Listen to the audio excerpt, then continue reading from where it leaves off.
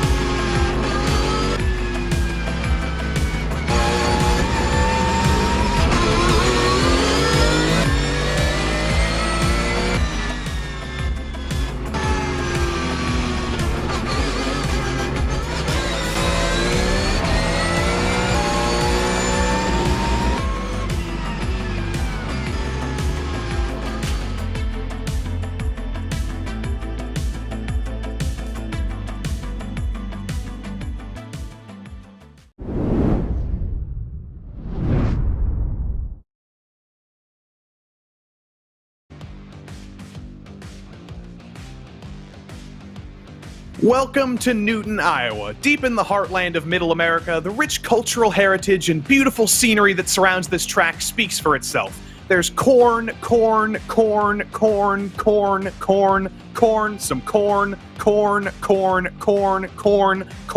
also some corn, but in the center of it all, there's Rusty Wallace's 7/8 of a mile long baby. It's Iowa Speedway, and welcome to round 6 of the PRL NASCAR Cup Series 2023, live from the virtual Iowa Speedway. Hi everybody, Joey Tebben here. I'm feeling corny again, here alongside a couple of Cobbas, Justin Prince alongside me in the booth, and Mike Yao producing behind the scenes. We don't normally go here in the Cup Series in real life, Justin, but it's Iowa Speedway all the same, 7/8 of a mile. We're going to tame it tonight.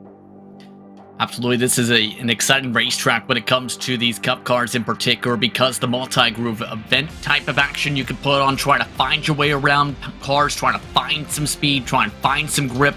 But at the same time, it's also one of those circuits that really challenges you. You can't just simply push. With all the bumps and all the tire wear that can happen on the short tracks with this car, it's not going to be an easy night, per se, for some. Not going to be an easy night, especially for Abner Acosta, who just recently joined the practice session with about 3 minutes to go. I believe, is he leading the championship right now? Let me check the points on the fly right here. No, he's not leading the championship, but of course, our playoff champion last year, coming into tonight with a lot less practice than he normally would. Yeah, this is the type of racetrack where you want to get your preparation in, but if you know how to drive this circuit, it suits you well. And keep in mind, in the midst of the schedule, this is essentially right towards the tail end, outside of the Daytona Road Course next week, the part of the schedule that happens before the Real World NASCAR Cup Series, meaning Daytona Auto Club Las Vegas to close it out, follows the real world schedule, Joey, and those races could be very challenging. If you feel more confident in different tracks, this is the time to strike. Yeah, the wild cards are out of the way very quickly here in the second half of the season. But in the first half of the season, 5 races down, it has been Matthew Long in a party of his own out front. 5 races, 3 wins for Matthew Long. It's been a great championship for him on his return to the PRL after a few seasons off. The aforementioned Abner Acosta still only 20 points behind, very much in the hunt, especially coming to a track like this where tire saving is so important for the Tire Wizard, and the road course next week where Abner is so strong. James O'Brien has been Mr. Consistency in the first 5 races of the season, and he's coming off a win, but unfortunately, James O'Brien also doesn't look like he's in the field tonight, so private label team hype looking a little bit thin. Chris Hudson has been very consistent as well in 4th. Richard Regan Jr. has had some bad luck down in 5th. Then it's Josh Daniels, Waldo Walden, Pat Harvey, Lou Christian, and Brett Punkari who bring us down to the end of the top 10 in the driver's standings. But in the team standings, it could literally not be closer. It is a tie between Dirty South Racing and private label team hype. Richard Regan Jr., Taylor Stout, and Matthew Long for Dirty South. Trent Dinkle, James O'Brien, and Abner Acosta for private label team hype. They've all had one specifically successful driver, one slightly less consistent driver, and one driver who's had a little bit of a hellish season. It's all evened out at the top of the standings. Love Racing, always consistent. They sit third, and SGE has passed YS Motorsports. It's now 4-5-6 for SGE, 7-8 for YS. They were a little bit intermingled a couple of weeks ago. Aerokinetics, a new team to the series this season, sits in 9th, and private label team Hype Black with Brandon Walter and Josh Conker, who hasn't shown up yet. They're still down in 10th, looking for a few extra points. But practice is about to come to an end here, about 45 seconds to go. Abner Acosta probably getting his last recon laps in. Before we get into qualifying, we have to thank all the people who make all of this possible here in the PRL on RaceSpot. Of course, first and foremost, it's the VCO, the virtual competition organization, helping us out here at RaceSpotTV and helping make every single Precision Racing League broadcast possible this season and every season. This coverage is also brought to you by Advanced Sim Racing. Owned and operated by passionate sim racers, Advanced Sim Racing designs and builds the sturdiest and most durable aluminum profile racing simulation cockpits available in the market today. All PRL members also get a 5% discount on ASR products using the Precision5 coupon code. This coverage is also brought to you by Racebox Sim Racing. Racebox offers mid and high-end button boxes for sim racing enthusiasts, from the casual gamer up to the most meticulous sim racing driver. Competitively priced and carefully handcrafted, their button boxes are an enjoyable addition to any sim racing setup. Visit raceboxsimracing.com and also get a 5% discount, also using the Precision5 coupon code. Then from Racebox, we slide over to RaceLab. It's RaceLab apps, and they help you to improve your driving skills. With modern overlays, race statistics, and native VR integration, you can get the best out of iRacing. Start using it now for free at racelab.app. This coverage is also brought to you by the Butt Kicker. Butt Kicker products provide an incredible immersion and realism to every game. Feel every nuance and truly put yourself in the driver's seat with the Butt Kicker. And still new for this season, it's Mechasim Hardware. Mechasim Hardware is a small company from the Czech Republic, and their goal is to produce high-quality sim racing hardware. If you're looking for a high-end pedal set, handbrake, or sequential shifter, visit Mechasim Hardware's eShop right now to get you up to speed and check them out. And last but not least, it's our friends at Ninja Trader. Ready to compete against the financial markets? I certainly am. Supporting over 60,000 users across the globe, Ninja Trader provides award-winning trading software and brokerage services. Ninja Trader is always free to use for advanced charting, backtesting, and trade simulation. Visit ninjatrader.com to get started with a risk-free trading simulator and start tracking your performance. And how about that? Right on cue, it's time to start tracking some performance in qualifying here. 5 minutes on the clock, closed qualifying here in the PRL NASCAR Cup Series, meaning that every driver is out on track on their lonesome here. It's currently Trent Dinkel back on top, and it's early days in qualifying, lots of times flowing in. Abner Acosta already up to third. I don't think he needed much practice. Yeah, that's with no completed laps in his practice, in fact, so a lot of confidence there for Acosta with the track position. But keep in mind, when it comes to qualifying here, track position is so critical, Joey. You could lose so much time trying to battle side by side. It takes at least 5-10 laps to get into the rhythm to make a clean pass sometimes. You want to be up at the front tonight. Just saw Robert Gamble go up to P6, then immediately demoted to P7. Here's Brandon Walter, one of the private label team Hype drivers, completing his first lap, I believe. No second lap. Advances from 15th to 7th, though. So definitely a lot of speed to be gained on that second lap. It's a very, very short track, but Brandon Walter finding almost a full 7/10 of a second there on lap 2. Yeah, for some of these drivers, based on what we're seeing on the times, if you don't nail it on the first lap, it can be tricky to gain all the time back for the second, so you better hope you got a great flyer right from the get-go. Walter Walden having a good flyer at least to get to the top 10. He's been amongst those in the 23.5s in practice. He picked up time from practice, in fact. Richard Regan Jr., as opposed to some of his championship rivals, he's waited until the dying minutes of the session to go out here. First lap, not going to count because that was his out lap. He's on the clock now. Now, Richard Regan Jr. is chasing another big number tonight. He's already the all-time leadingest pole sitter, or all-time pole sittingest leader. There's some combination of words there. Either way, he's been on pole in this series 25 times. He's going for number 26 today as Trent Dinkel advances even further onto pole. Regan crosses the line for lap 1, and he's only 20th. He's got to find more speed on lap 2. Yeah, expecting him to pick up a lot more. Remember, a multiple-time series champion, especially in the victories a couple years ago. Dirty South, of course, has been very quick as a whole throughout this campaign, so I wouldn't be surprised to see them bump ahead watching an eye on the time pylon. Regan Jr. to the top of the board. Yep, there he goes. Richard Regan Jr. keeping our hopes up on that first lap, thinking, maybe he's got a little bit more work to do today, but no. Richard Regan Jr. up onto pole. His teammates Taylor Stout and Matthew Long completing their qualifying runs. His teammate Taylor Stout, disappointing run for Taylor, down in 16th place, but championship leader Matthew Long, 25th on lap 1. Definitely saving something for lap 2, but he has pulled off the track. No, he's still out there. So Matthew Long's got some big work to do here on lap number 2. Off of turn 4, getting very close to the wall. Not as close as his teammate did. What does the time show for Matthew Long on lap 2? P5. And not as quick as I think he was hoping for the second lap in particular amongst one of the final qualifiers outside of Ken Elland. But for the most part, the big hitters at this track in the past, well, they're up towards the front. Regan Jr.'s been very quick here in the past. Wouldn't be surprised to see him do well the rest of the evening in race trim, too. Ken Holland, last driver to finish his qualifying run. Is he going to move forward at all? Looks like no. Still down in 25th place for Ken Holland. He's going to be back there as the last 2 qualifiers with Tom Amasi. A couple of drivers disallowed from qualifying tonight for bringing cautions out last week. Johan Seminario, not allowed to qualify this week, and Richard Pruitt, also not allowed to qualify this week. He'll be starting shotgun on the field. But up front for the 26th time in the PRL NASCAR Cup Series, Richard Regan Jr. has found the speed in qualifying, and he has put it on pole here at Iowa Speedway. It's his 43rd time overall in the PRL, and he starts alongside an absolutely rapid Trent Dinkle trying to turn his season around in the second half of the year. Jeff Chandler, new driver this season, very, very impressive P3. Out-qualify Abner Acosta, last season's playoff champion. Your championship leader at the moment, Matthew Long, sits P5. He starts alongside Pat Harvey when we get going here in a matter of moments. Lou Christian and Byron Johnson make up row 4. Brandon Walter starts alongside Josh Daniels, who's going to be disappointed with P10. Jose the Funky Cold Medina starts alongside Chris Hudson as well. Disappointing qualifying for him, down in 12th. He's used to being much higher. Unlucky 13th went to Waldo Walden. He starts alongside Joe Hoggard. Robert Besaw Jr. and Robert Gamble make it all Roberts on row 8. Taylor Stout in P17 alongside Stephen Hassett. And 19th place went to Brett Punkari. He's alongside Eric Papineau.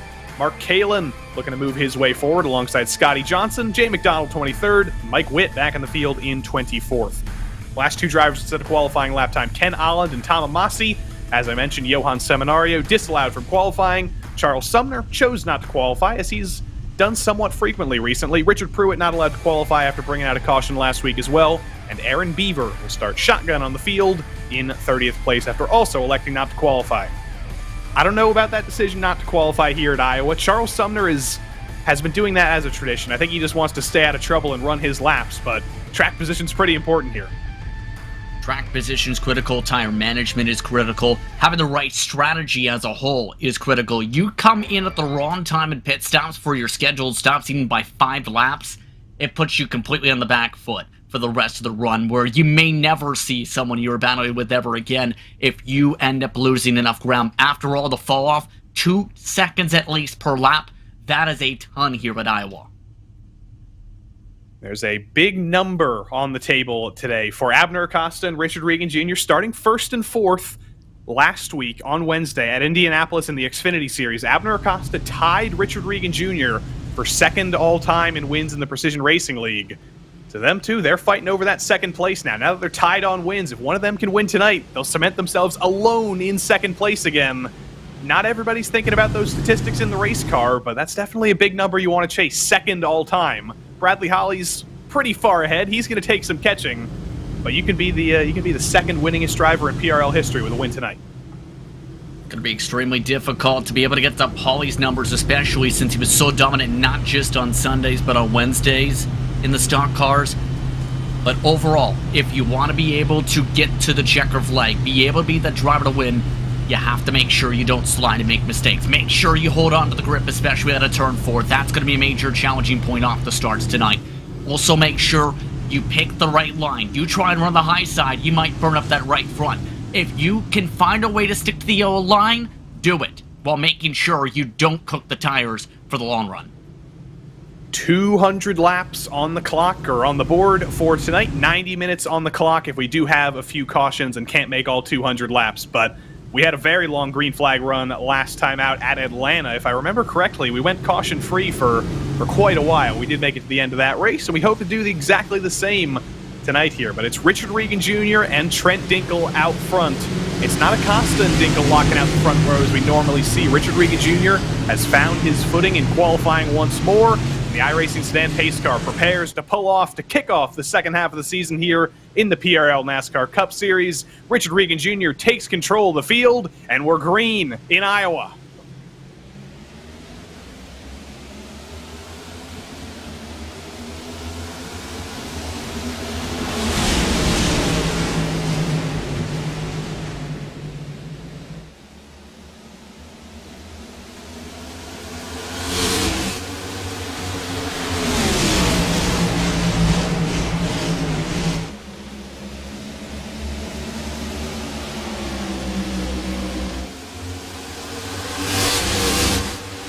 A little bit close for comfort. Look at this, Chandler for the lead. Jeff Chandler getting aggressive early, past Trent Dinkle on the inside. He's loving the inside right now. He gets by Richard Regan Jr. And for the first time this season, Jeff Chandler leads in the PRL NASCAR Cup Series. And it shouldn't be surprised to see one of the Reaper Speed Lap back cars up there. Chandler, long-time connections with Boyd Hogan, at least 2-3 years or so. Chandler, whenever he races, does really well, to say the very least, in his 31 car. Abner Acosta taking a little peek to the inside of Richard Regan Jr. This is not the normal Abner Acosta strategy. Normally we see him back off a little bit, run his own race for a little while, let everybody else use their tires up. But Abner seems comfortable on the bottom. He wants to get by Richard Regan Jr. early. And keep in mind, the thought process again, in 3 and 4 in particular, you run that top line, you burn up those tires. The same thing, though, is you have to be careful in the bumps. If you're running this very bottom, Joey, you hit those bumps too hard, you're not making a pass. Abner Acosta does make the pass down the back straight, or at least he did for a moment. Regan's still trying to fight on the outside. But as Justin said, the bottom is working beautifully for Abner Acosta. Not quite clear Regan, now he is. Acosta can set his sights forward on Jeff Chandler now, as Regan falls from pole to third. Just see on the onboard with Trent Dinkle, just some of those bumps they have to deal with that can start to destabilize the car. You hit the gas at the wrong point even, you're likely going to bind up that right front tire, burn off that right front tire. You also have to make sure you're in the right gear, since this is a 5-gear race car. At some tracks, you're in the wrong gear, you're plowing tight. Joe Hoggard, we always look at him as a driver who likes to be aggressive, making those moves around the outside early. He loves track position. Not doing so well with that track position this time here. He's using the bottom. He's using the Abner Acosta line. Not ripping the top like we normally see him. He's stuck in this little train, though, behind Robert Gamble. See how far just 2 positions game. Compare that to even Robert Gamble, who's up to 5 positions. Different approaches early. But at the same time, if you can make passes to pick off drivers one by one, long run, you're in a good position. You do that short run, that's a sign that those tires might be a little bit more prepped for a 30-lap run compared to a 60 or 90. And look who's found each other a little bit further ahead. Well, actually, first and foremost, Jose the Funky Cole Medina versus Brandon Walter. Him and Mark Kalin, they're both drivers looking to make this high line work. Walter kind of following the advice of his teammates. That's Stephen Hassett behind as well in the green and red entry. Bottom's working for Walter, but Jose Medina not giving up on the high side. We'll say showing a lot of improvement there. Richard Regan Jr., though, continuing to let drivers zip on by on the bottom side here in that Dirty South racing car. So private label team hype now with the 2-3 amongst their top runners. Trent Dinkle riding kind of refreshed tonight. He changed things up here last week. He made his debut in the PRL F3 series just for a little bit of fun, just to try something different. Hope to turn his luck around this season.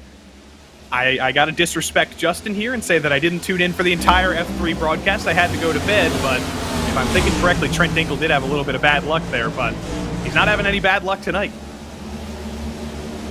Yeah, he had a very rough debut in that series, I will say, and did not make some friends with the traffic management. To say the very least, though, again, it's difficult when your debut's at Long Beach. Maybe that's what he needed, though. He needed to have a race that was so bad in another series that every other race or every other series he races in would become good by the laws of karma. sometimes that's the thing. Just trying to be able to calm yourself down, run different disciplines, see what else you might enjoy. Be a good thing. Several of the drivers in the NASCAR competition, when they started reaching the top, I've seen some of them have branched out to road racing, some to dirt racing. Guess what? Turns out a lot of them end up being really good at it after they get some time on the track, and some of them are in the Pro Series now. Joe Hoggard's been just riding in line behind Robert Gamble. He's been biding his time. He's been living like it's Long Beach, just running single file here, making it difficult to make the pass, but he's finally gotten by Gamble. And now he looks forward to two more drivers who always like to save in the early runs, who aren't necessarily going to be flashy over the course of the long run, or over the course of the short run. Chris Hudson and Josh Daniels. We're normally used to seeing them running about 4th and 5th, though, at this stage of the run. Iowa not quite being as kind to Daniels and Hudson as it normally is. A little bit further back in the pack. There is no shortage of action on this track right now. 7/8 of a mile. We're going to start seeing leaders reach lap traffic soon. And this Hornet's Nest is absolutely kicking it off. Aaron Beaver from the back of the grid. And up front, it's still kicking off. Abner Acosta goes for the lead. Side by side. Acosta needs to get this done out of turn 2 to set up the pass. You can see just how much he knows he needs to clear. There it is. Jeff Chandler had a brief moment of peace in the PRL, leading his first couple of laps, but the tire wizard spends no time waiting. Abner Acosta takes the lead from Jeff Chandler, and look who's behind. It's his teammate Trent Dinkel, who's on the scene as well. Private label team hype. Both look to swallow up Chandler. Chandler's going to lead at the line, but with how strong Acosta's been on the bottom, you have to imagine it's a foregone conclusion. Acosta need to slam the door shut coming out of turn 2. Now this has opened up the door for Chandler to be able to fight back. This is going to make it extremely difficult when you're this even on performance. Chandler washes up just a little bit. Acosta just ripping the yellow line in the bottom off of turn 4. Jeff Chandler fighting back. Leads again at the line. Still not clear of Acosta, though. Still forced up onto the high lines. Acosta a little bit higher than he would have liked through 1 and 2. And Acosta, I think, heard the advice. Just absolutely floored at the clear. Now Trent Dinkel's going to have a little bit more difficult of a time. The door's not open anymore. Chandler has found the bottom again. Trent Dinkel's got to work a little bit harder to dump Jeff Chandler out of second place now. And look who's on the scene as well. Our championship leader, Matthew Long, had a somewhat disappointing qualifying by his standards. Suddenly he's parked right behind the leaders. Well, when it comes to Long, when you're disappointed at the top 5, well, you're just simply right. Yeah. Speaking of top 5, look at the pedal work with Regan Jr. He's got special shoes for the sim racing here. He's just trying to find that footing to be able to go full throttle. Once you hit that braking mark, it's along one of the specific fans, believe it or not, where you have to tap the brake, you hit too much brake, you're killing the tire, and then you have to find that balance to be able to then roll back into the throttle. It's interesting that Richard Regan Jr. is a shoe guy. I guess I shouldn't be in surprised. trouble up front. There is trouble up front. A little bit of contact between Matthew Long and Trent Dinkel and Jeff Chandler. Maybe a little bit of argy-bargy for second. Did Trent Dinkel get into the back of Jeff Chandler, or did Chandler make a mistake of his own? We were a little bit too far back to determine what happened there, but tempers are flaring for second. I think they all slammed into each other in that battle where it's all the fight for the bottom right with the checkups. And now that's really cost them some time. Dinkel just able to take advantage of it with the least amount of contact in that. Yeah, they're so focused on Richard Regan Jr.'s shoes, and then everybody tripped over each other. Well, sometimes trip over shoes. I don't think there were any laces, though, on those Alpine Stars boots. There might be, but they look lace-free. I don't know if Richard Regan Jr. is a Velcro guy or what, but things definitely got untied ahead of him. Yeah, that's an understatement right now. It is worth noting this is around the time of the run. You're in a track like this where you'll start really seeing some struggles on the grip levels, not just for the leaders, but especially if you're in mid-pack. If you started to burn up your stuff early on, this is around the time where Macy drivers really have to overcorrect to hold on to their cars. Bad news for fans of Richard Pruitt. Remember, I said he was starting shotgun on the field tonight after being disallowed from qualifying. He's pulled back into the pits here. But here's what happened between Dinkel and Chandler into turn 3. Dinkel sends it in. Jeff Chandler was not going to let that happen. Yeah, it looked like there, even if Chandler was fully at the bottom, they would have at least tapped bumpers from how that was shaping out. It just seemed like Chandler had to let the car roll through the throttle a little bit more compared to Dinkle and Lawn, and that in turn seen a bit of the stack up. Whoa, Mark Kalin off of turn 4. He is on struggle street, Justin. You predicted that this was about the time where tires were going to fall off? Well, Mark Kalin, he's going to be the first one to start struggling, and at this track, you're never not turning. The back straight is a straight, but it's barely straight. The front straight isn't straight. Mark Kalin's got some work to do. Kalin already being zipped away by Robert Bisson Jr., one of the SGE cars for reference. But you're right, Bubbles amongst those really on struggle street after gaining a ton of spots early. Bubbles has dropped 10 spots since the tire wear kick-in. This is a very new thing for me. I was always aware of Bubba, but Austin Hunter has debuted Bubbles in the chat. I'm happy to call Mark Kalin Bubbles. I think that's fitting. Yeah, but the major thing to keep in mind here, as you look at the leaders, Richard Regan Jr. has decided now is the time to strike, especially with Chandler starting to really struggle in the middle of these corners. Yeah, Regan going to be clear of Jeff Chandler, and your eyes do not deceive you. The two black and silver cars have found each other. Jeff Chandler now under pressure from Boris Johnson, Byron Johnson, 4P5. Here comes Johnson to the inside. Chandler's still trying to make the outside work. He's basically being forced to do so. It's not working out so well for him, though. He's going to be clear of Johnson. He's going to hang on to 5th for the moment. But that RPM transmissions entry, the number 18 of Byron Johnson, it's moving. I think Regan Jr. has to move a lot, and that's a little bit too much movement for Chandler. That was a little bit of a Mark Kalin moment out there for Chandler. Johnson clear, up into the top 5. The fall has begun for Jeff Chandler. Now the question is, how can he stop the falling? How far can he fall? Pat Harvey suddenly right behind him. Then go back about a second to Josh Daniels and Chris Hudson. It's not going to get easier for Jeff Chandler anytime soon. I think that's going to be the tough thing. It's more about damage control rather at this point than what can you do to get the grip levels back. Because to put it frank, if you push too hard early, guess what? You're not getting the tire wear back. In other words, you're just hoping to cool the tires down, get the peak temperature down, try and minimize any position loss for later on in this race.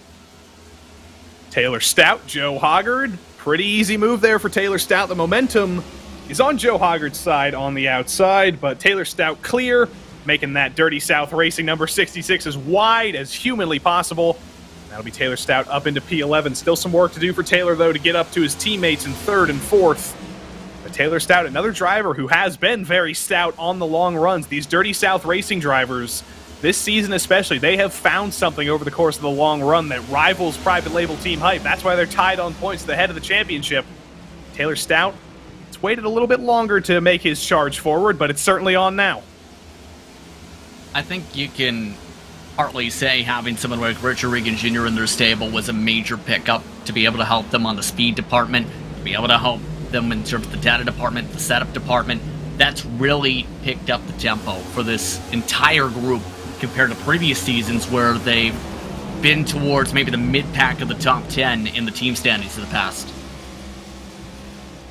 Stephen Hassett and Johan Seminario, they've found each other. All the teammates seem to be finding each other on track right now. Stephen Hassett having a little bit of a struggle through 1 and 2, trying to figure out where the track goes. But Johan Seminario, remember, he was disallowed from qualifying after bringing out the caution last week at Atlanta. He's driven his way up into P20. It's been a great drive forward for Johan Seminario. And it's a drive backwards, unfortunately, for Joe Hoggard. We look back here. Where's Waldo? Waldo Walden's on the scene. Robert Gamble and Robert Bisson Jr. as well are behind him. This is the transition point in the run. We're only 33 laps into this race, but it feels like it has been absolutely forever.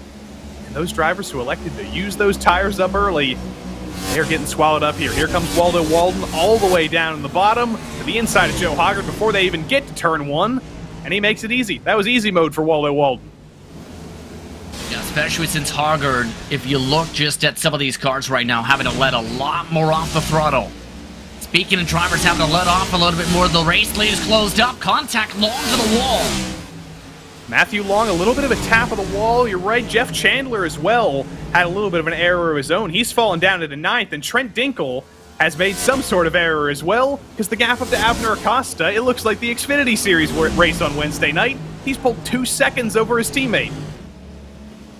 Yeah, I think that more so when it comes to the gap, it's towards the preference with the car in terms of how they're driving it. Dinkle, you can see right now just with the face, he just does not seem to like what he's feeling, having to let a lot more off. Lawn at this point is nearly running him over. That's a new hat for Trent Dinkle. I believe that's... Oh, and Matthew Long trying to turn Trent Dinkle into a hat, getting underneath him there through turns 3 and 4.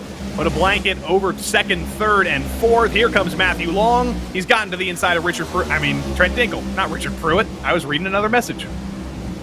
I think he's going to let him go. There it is right there. He vocalized it. Go ahead. But Dinkle has really lost that rear tire. If you're getting so loose you're about to slam into the wall, in fact, touching the wall down the middle of a straightaway, you know you've burned up your grip. Here comes Regan. Gonna be an easy move here. A little bit of a squeeze, not leaving Trent all the room in the world, but Trent knows this is a foregone conclusion. You can see the sort of meh face on him. He knows what's gonna happen. He's gonna fall down into P4 for the Colorado Rockies. I think that's what that logo is on that hat. He's got a new speaker in the background as well. Hopefully he's got some music to listen to calm him down here over the course of the rest of this run. I think that's a box for a direct drive wheel, Joey. That would make more sense, wouldn't it? Yeah, I believe that is a certain brand of wheel that is utilized by a fair bit of the community on the platform. Well, you know, that's the difference between me and our highest level of iRacing drivers. They're thinking about direct drive wheels. They're thinking about improving their driving performance. I'm thinking about what music I'm going to listen to mid-race so I don't get distracted. Yeah, but sometimes music can actually be so distracted that you make mistakes, right? So you have to be careful with that. We can be careful. Scotty Johnson, and carefully cutting his way through the pack up 6 spots. And he's been doing so running the middle line rather than the bottom. We saw Brett Puncari trying to take advantage of that as well. Johan Seminario and Jose the Funky Cole Medina, and Trent Dinkle just saw that in that brief shot we had there. Trent Dinkle has elected to pull it down pit road here. It's very, very early for a pit stop for Trent Dinkle. He's going to put himself at risk of going 2-3 laps down because of the length of this lap. Trent Dinkle might be in danger here. Something has to be up if Dinkle's coming straight to the pit lane right now, whether it's with the car or whether it's the fact, yes, he's damaged the right front fender with that wall contact. So I think he's noticed something is amiss here, having to come in. There is no fast repairs, keep in mind, in this respective series. So we'll have to see what Dinkle's play is because the strategy is not as clear-cut, let's put it that way, from here. Watching Trent Dinkle in the pits, is this going to be a normal stop for him, or is this going to be an He's out of the car. He's out of the car. It is an Alt F4 for Trent Dinkle. 20 seconds, 30 seconds now in the box. Trent Dinkle, he's done for the day. Oh, and it looks like Joe Hoggard is also coming down all of a sudden in this respective pack. So some of the drivers on Struggle Street coming in way early. I'm not sure that was actually... Oh, no, he is out of the car. He is out of the car now. It was looking like a normal time for Trent Dinkle, but eventually it did update. Trent Dinkle is out of the car, 2 laps down. He's done for the night, most likely. But Joe Hoggard, this does look legitimate. Pulls into that SGE pit box here, or YS Motorsports, rather. I mixed up the two. 4 tires for Joe Hoggard. Still very, very early in the run. But when you're running in that hornet's nest in the middle of the field, when you're not necessarily fighting for the championship, you got a little more incentive to go off strategy. We'll try something different, right? It's still a 2-stopper, just about on the fuel. If there's a caution, it's about a 1-stopper you can make it. So there's a lot to consider on the strategy roulette for tonight. Would it be surprised to see the strategy be somewhere 70, 140, then end, or something along those lines with some of the tires? Josh Daniels going for a little bit of a road course switchback there to the inside of Pat Harvey. Masterful stuff for Josh Daniels. Put that in the dictionary next to switchback. Chris Hudson's going to follow him through. Yeah, Daniels has always been a very solid driver in this series with Love Racing, with how he's been able to compete for championships in the past. He can get you very consistent runs. Compare that to Chris Hudson. While drivers have liked his paint scheme, it's not been as crispy of a performance tonight. You can just see how much he has to be up on the wheel and how big the frown is on this performance. But as always, Josh Daniels and Chris Hudson have found each other on track every single week. I implore people, you people watching at home, go back the last, 25 PRL NASCAR Cup Series races we've broadcasted here on RaceSpotTV. I don't think there's a single broadcast where Josh Daniels and Chris Hudson were not running one by one at some point in the race. These two are magnetized together. Yeah, it's intriguing when you have that evenness amongst the drivers. Here's the tough thing when it comes to Hudson's case, though, compared to, say, Daniels. He's 2/10 off the pace of the race leaders. So I think he knows deep down he needs to be able to find something different on the pace for the moment. He came so close to getting that elusive second win last week at Atlanta. James O'Brien and Richard Regan Jr. in that incredible battle with Chris. He came up just short last week. If it is any solace, he did have that first win a couple of seasons ago to ride on. So it wasn't like he lost his first win, but he certainly wanted to make that number 2 in the record books. He's got to wait a little bit longer to do that, though. Waldo Walden, I mentioned he was driving forward. He's fallen backwards now. It is an up-and-down race. We've been asking where's Waldo all night, because that's a totally original joke. And after all that, he's found himself in P12. Wonder if the dog on the front hood is named Waldo. Correct me if I'm wrong, Joey. I don't know, but if there's any Waldo heads in the chat, if you do know what Waldo's dog is named, I would be very happy to know that, because I'll be calling that out every week. Either way, it's just, again, the perplexity of how things can go in a racetrack such as this, because of if you try and make the moves at the wrong time, you can lose a lot of time. If you try and fight for too long, it can lose you a lot of time. You have to pick your battles. Just like there's that battle up the road that VCO Jr. and Walter are picking to have. You know, Waldo Walden, he's got the dog in him, and he's got the dog on him. I mean, technically. Also hearing that drivers are getting tire warnings, not just around and save here. Kalen, we've seen with issues, having some issues with the tire grip. Several are starting to get to the point where they are risking tire poppages, and that's an important thing to think about. When this car came out originally on the platform, and open competition came into play, some tires could blow around 50 laps. That's changed since then, but the tire wear can be significant with this package here. And we saw Mark Kalen drifting a couple of laps ago, so he has definitely been using up those tires like nobody else in the field. We started to reach lap traffic, by the way. That was Eric Papineau on the outside in that little bit of a 3-wide moment with Harvey and Byron Johnson. So Eric Papineau's gone a lap down. Sumner, Beaver, and Massey. Those are not drivers who have pitted. Those are drivers who have gone a lap down here. Over the course of this long run, this lap is so short, you reach lap traffic very, very quickly. So while Abner Acosta up front might have a 3-second lead, while some of these guys might be fighting on their lonesome right now, you're going to be reaching lap traffic for the rest of the night. And the big saying again, traffic taken away. Traffic given, taken away. Expect that to be huge tonight. Because sometimes, especially when you have drivers who already take fresh tires, there is a massive difference between the old and the fresh. And that's where, in some cases, where the cautions fly, Joey, and where some also pick the strategy of stay out until the caution comes out to stay on the lead lap, because you can lose up to 2 laps by pitting here. Here's the melange of positions. Talamasi, 1 lap down. Everybody else on your screen is racing on the lead lap. That's going to get even more confusing, especially if we do have a long green flag run here, as everybody gets mixed on up.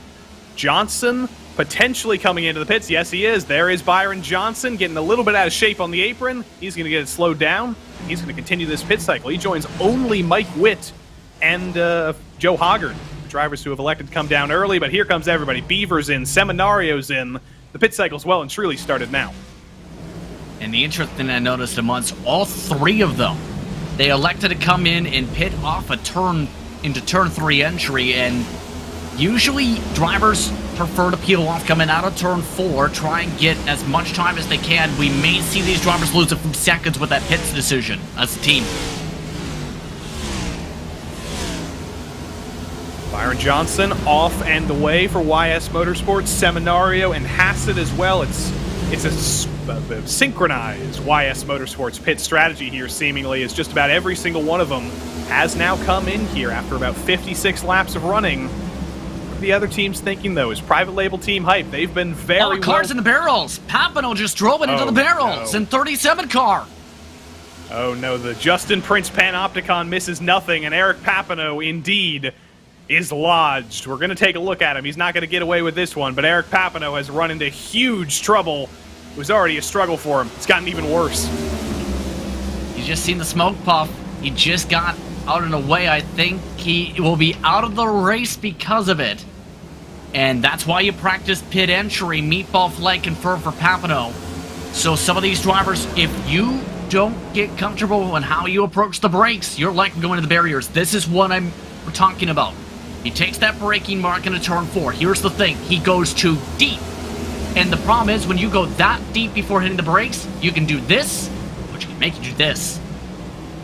Eric Papp, oh no, it's all gone. Oh, and he did it again. That's even worse that he did it again. And again. There we go. And again for the 3rd time. Oh dear, why are we still watching it? Stop, he's already dead. And there he goes. He finally gets in, but oh dear. Eric Papano's not going to want to watch this one back. I think that 3rd hit broke the tire too, to basically end his race. Nick Hunter has posted an Austin Powers gif in our producing chat, and I think that's very accurate to what happened there. There's about a 17-point turn. Didn't quite work for Mr. Papano. Matthew Long, though, again, 4 position. As always in this series, the red cars find each other. Matthew Long and Josh Daniels are going to fight over P3, but Josh Daniels, Mr. Sneaky, up to P3. Well, that's Takeshi Kita's nickname, more so. But Daniels, again... I'm sorry? We're going to spread it out. We got 2 Mr. Sneakies now. We're gonna make this a new cinematic universe of Mr. Sneakies. Okay, I'm curious on how you try to formulate more than 2 of them now. But in all seriousness, Daniels has always been strong on long runs, been very consistent as a driver, even in open competition on the platform. But I wouldn't be surprised if he's amongst those who go to 70 or so. Here comes, as you can see, already Gamble on the jack. Gamble going for the gamble with an early stop. Josh Daniels, though, he's not done. He's passed Mark Kalin. He's put him a lap down. Stephen Hassett is 2 laps down, trying to get his laps back. Matthew Long is on the lead lap. This is that confusing melange of different laps, different drivers, and all that stuff. It's a little bit like watching an endurance race, trying to determine where everybody actually is. But we do know Chris Hudson is on the lead lap. We do know Matthew Long is on the lead lap. And we do know Josh Daniels is running away in 3rd. The new Mr. Sneaky, I think we should do it like the Iron Chefs. Takeshi Kita, he's the Mr. Sneaky of South America. Josh Daniels could be the Mr. Sneaky of North America.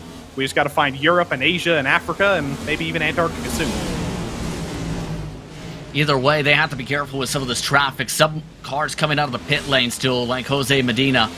And this speed difference is going to catch a lot of drivers off guard if they are not being careful of the relative, or better yet, careful of when they approach the cars in front of them on the faster grip. Long's tires have fallen off a cliff, 2/10 a lap. Matthew Long very, very close to the wall off of turn 4 as well. You can physically see the struggle at the moment for Matthew Long as he tries to ride a little bit higher. He's tried to move up, but Chris Hudson, he's still comfortable on the bottom. He is still fresh and crispy, as he always is. Through 3 and 4, Matthew Long, is he able to fight back this time? He's still able to get to the outside of Hudson. He's just barely there, but it's a struggle to fight on the outside. Oh, this is not the place you want to be. Medina's missing the bottom a bit on the fresh tires, and now this is a nightmare if you're on the older tires with at least 3 cars on freshies. Jose the Funky Cold Medina, Byron Johnson, Aaron Beaver moving forward on those 4 fresh tires. And suddenly the door opens on the bottom now for Lou Christian. Again, driver we haven't mentioned once tonight. He's just been biding his time. And now as the fresh tire shod drivers open the door, Lou Christian's going to get by Matthew Long here for P5, or at least he's going to try. Long fights back. Christian, though, still strong on the bottom, and hopefully we see him on Zoom in a little bit, because we haven't seen the 5th member of our broadcast team just yet tonight. Still keeping it alongside, but Pat Harvey took a pit stop very early. 1 car just about smacked the barrels of the 19. So you have to think, you have to keep an eye on these pit stops, on how this is handled, and if you're in the pack, and amongst those willing to be aggressive on that entry, you better communicate. I think that was Ken Olland who almost Papanoed it. He got away with it, though.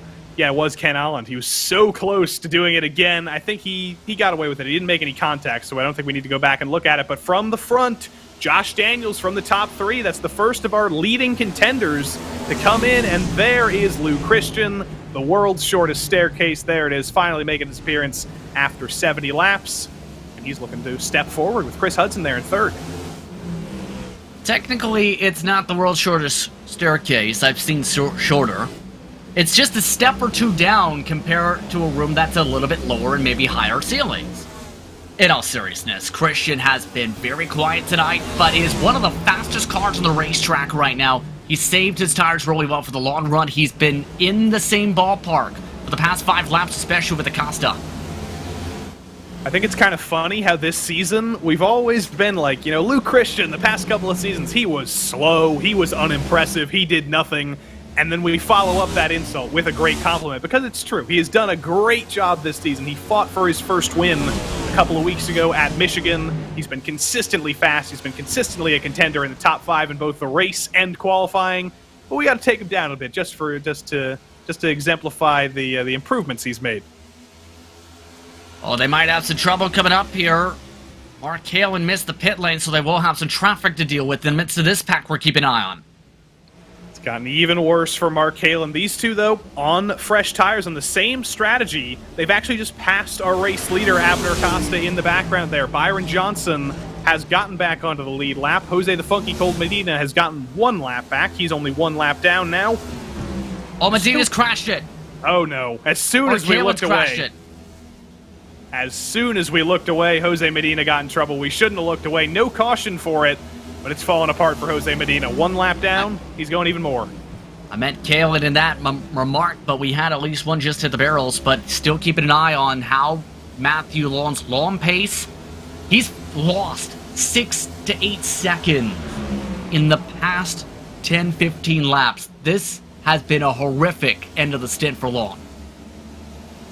And the race isn't even halfway over yet, so if he's struggling this bad in the first stint, he's still got 2 more stints that he needs to figure something out on, because it has not been a good night for Matthew Long, for a championship leader, especially considering the driver in second in the championship is in first place right now. The driver in third in the championship currently sits second, so his championship rivals, they're making up a lot of points on Long this week.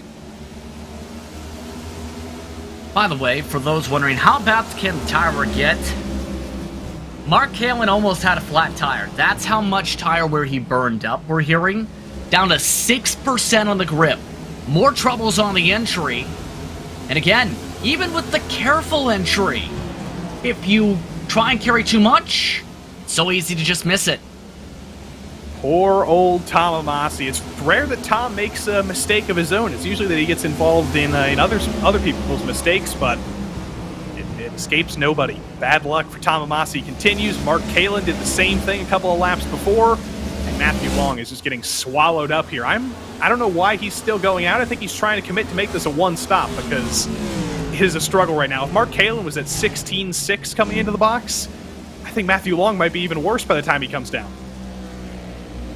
Yeah, this is not a great end of the tail on this run. If you're in this type of a situation where you're the slowest car in the entire top 10, you're in panic mode. In this case, if anything, I'd be trying to come in pretty soon.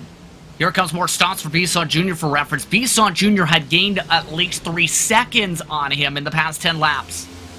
That's Luke Christian in as well up front, so SGE starting to sync up. Christian and Bisson both in, both avoiding the barrels as well.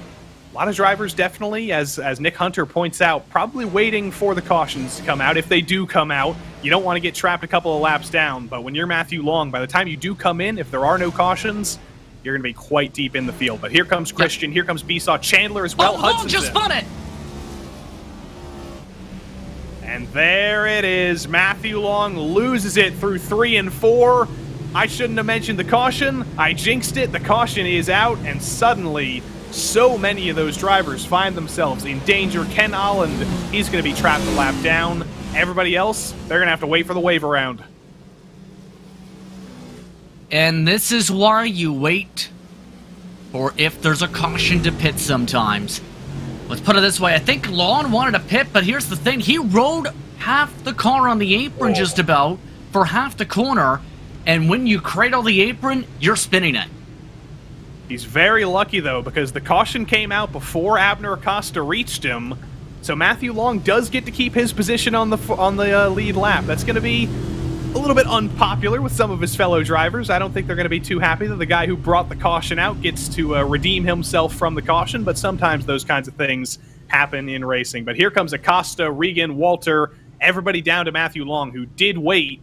They've all been rewarded with this caution. They're all going to stay on the lead lap. They're going to lead everybody else who gets the wave around, and it becomes a race off pit road now between Acosta and Regan. Regan Jr. absolutely gobbled up that gap, though, to be able to get right up to the back end of Acosta here. So there might be a chance Regan Jr. can rip this away from Acosta in the pit lane. We'll have to keep an eye on it. Regan Jr. has a different pit slot. This different turning here can impact things huge, but he's got pit lane box number 1. Pancari in, Johnson in, Long, Hoggard, and Taylor Stout. Those are all going to be your leaders here. They've all gotten very, very lucky by the timing of this caution. But there goes Abner out of the box. Did he beat Regan to the line? It's questionable because the line did come so quickly for Regan. I think Abner got it, though, by a nose. Yes, he did. But you can see just how many cars are trying to take the wave run. In fact, just a couple at the moment in position. Pat Harvey and maybe Seminaro. That's about it, and Seminaro's already peeking to the pit lane. You know who this really helps, though? Brent Pancari, quietly, Joey, had been running as those drivers staying out. He's now one of just 10 on the lead lap, and with so many laps turned, some of the drivers up to 20, 30 laps on their strategies, taking the wave around isn't a simple bet here. Brett Pancari, that's the second time this season the cautions have kind of gone his way. At Rockingham a couple of weeks ago, he stayed out, late race, going for, waiting for a caution, basically, to restart out front. He got it. He did get swallowed up eventually. I believe he finished outside of the top 10. But for the second time this season, the Peugeot entry in the PRL NASCAR Cup Series, the most beautiful basement in the world, Brett Pancari's gotten good luck again. And just casually stretching at this point. Compared to the last time I've seen this setup, it looks less now like a movie store and more like a man cave, per se. If I can use that terminology. It has a lot more retro equipment and retro movies on top of it, it seems like. Yeah, and we've lost the curling shirts. I don't actually know what that is behind him. It's too pixelated for me to determine, but it's some sort of memorabilia. I don't know if those are die-cast or action figures or what, but Brett Pancari's got a win tonight, so we can ask him. Yeah, they're figures. If you look at the one that's just to the right of his head, I believe that's a baseball figure. Can't see which one. Oh. I'm trying to think Canadian baseball players now. Who could Brett Pancari be channeling the energy of? I guess you're the person to ask, Justin. Joey Votto. One of the Siddles. There's a few you can mention. Yeah, I've never heard of any of those guys. I can't even name American baseball players. You don't know Joey Votto. I've never heard of Joey Votto. That's embarrassing. I should know every He's the star of the Joey. Cincinnati Reds. I should know every Joey ever, but the only thing I know about the Cincinnati Reds is Nick Castellanos, and I don't even know if he was playing for them. He played for a bit there, but the shocking thing about Votto, he was the star for the Reds since the 2010s. Well, I'm never going to forget it now. So next time we go to Mid-Ohio in this series, next time we're back in Ohio, I'm going to make as many Joey Votto references as I can. Yeah, I'm just going to let that sail. He's been there since 2007. Mr. Votto, if you're watching, you're my new favorite player. Okay. I should mention he's 39 or 37 or an age. Race cars. He's still got a good couple of years left in him, but we don't have a couple of good years left in us here. The caution is going to come to an end here in a matter of moments here. Everything's been cycling out. It's a little bit like an IMSA race with how everything has been reordered under caution, but everybody who's gotten their wave around has gotten it. Everybody who's had to pit has pitted. The caution's actually been extended for one more lap because of all the reorganization we had to do, but we will be ready to go here again in a matter of moments. Abner Acosta did win the race off pit road. Richard Regan Jr. just behind him. He got very lucky with this caution as well. He was on struggle street, not quite to the extent of his teammate, but he was about 3 seconds behind Acosta when that caution came out. Brandon Walter, Abner Acosta's teammate, finds himself in the top 3. And, of course, Brett Pancari, Joey Votto's new biggest fan, sits P4. Joe Hoggard and Byron Johnson, they took the risk for YS, and it's paid off for him in 5th and 6th. Taylor Stout, Matthew Long, Josh Daniels, and Chris Hudson round out the top 10. Then Jose Medina, he got the wave around. He's currently on 23-lap-old tires. He might be in a little bit of a situation here once the restart comes. There's many differences in tire ages here. Matthew Long is on fresh tires, then Josh Daniels is the first driver on old tires. So that's the separation here. But we are ready to finally get going again. The caution has broken things up a little bit here, about one-third of the way into the race. And we get ready for stage 2 here, basically. The iRacing sedan pace car gets ready to pull off for the second time tonight. And this time out, it's Abner Acosta taking control of the field over his arch-rival Richard Regan Jr. These two tied on wins in the PRL all-time. They're tied coming to the line on the restart as Abner Acosta jumps the field. Acosta, a really good jump from the restart zone. Very curious on Pancari's approach here. Keep in mind, he's preferred the top line, and it didn't really come in for him until around lap 50. He might have to hold off these drivers for a good, decent bit. There he goes, right to his happy place. Brett Pancari ripping the top. Not quite ripping the top, though. Byron Johnson easily by him. Walter easily by him. Hoggard easily by him. And Matthew Long on fresh tires again. He's been redeemed. He's got to start adjusting again. He's not on old tires anymore. He's not struggling anymore. He's got fresh rubber underneath him, and he's underneath Joe Hoggard. Yeah, Brandon Walter also amongst those who've really adapted. He had been struggling through a lot of the traffic prior to the caution. So far, keeping up with the race leaders. Hoggard absolutely benefiting for the caution. Also benefiting a little bit Daniels because he was able to maintain the lead lap, but he is the first of those for now on the wave around tires. He is behind all of these lapped cars. Remember, Aaron Beaver, McDonald, Sumner, Amasi, Mike Witt. Josh Daniels has to pass all of them before he can even reach any of his other rivals on the lead lap. Aaron Beaver's up next, Stephen Hassett. Josh Daniels has basically a whole nother race to do before he reaches Brett Pancari for position. That's going to be the frustrating thing. On 10-lap older tires, he already knows he's on the back foot. He already knows he's going to be forced on a different strategy here.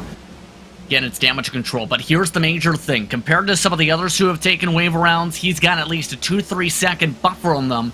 As long as he doesn't fry the tires, he's in a decent position for at least for the next 20 laps. He doesn't get a caution with the next 20 laps, then that's where he might slide back to the case of Walden and company. Seminario versus Gamble is for position, but it's not for position on the lead lap. Brett Pancari versus Joe Hoggard, that's for position on the lead lap as Mike Witt loses it off of turn 4 into the grass at the quad oval. The caution's not going to come out. He's still pointed in a straight line, but Mike Witt turned himself around off of turn 4. Runner for tonight, Nick Hunter had told us a few times he had been struggling on cold tires with grip. And we brought out the caution there. He was close a couple times in the initial start. Pancari, though, have to wonder something has to give on the top. Just like that had a little give with the shove. And Mark Kalin, the bad luck continues tonight. He couldn't avoid it, so we already thought he might have had a little bit of damage. He had tire damage, of course. Now he's got some right front fender damage from getting into the back of Mike Witt. Still, some of these cars really having to fight hard, and a lot of these competitors who are lapped down know if there's a caution soon, they get that great chance to be able to keep up with the race win. For some of the others, you might never get the caution again. So a lot of battling for that lucky dog, just like how drivers such as these look to settle in behind the leader. Byron Johnson, a race high third. Byron Johnson could really use a short run as Richard Regan Jr. tries to knock down the wall off of turn 4. Byron Johnson has found speed over the course of the short run. He's had long run speed as well. That's why he's on the lead lap right now. But compared to Acosta, compared to Regan even, he's not quite been on pace with them. So he's definitely hoping that we get a couple more short runs, a couple more restarts, because that's when Byron Johnson has been very, very strong this season. Firing off early, warming the tires up. Byron Johnson's found new speed this season. It's been a really good short run, and towards the early portions, the mid-run, the critical thing again, going to have to be playing the tempo game. Pick your spots. Right now he knows Regan Jr.'s trying to position Acosta just like how they're positioning themselves.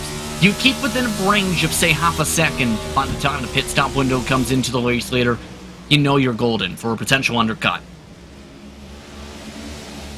I'm surprised in a way that Josh Daniels and Chris Hudson have had so much trouble getting through this traffic with Gamble and Hassett and Seminario, but I guess I shouldn't. They're all on fresher rubber. Josh Daniels is on 13 lap older tires than Seminario and Hassett and Gamble for that matter.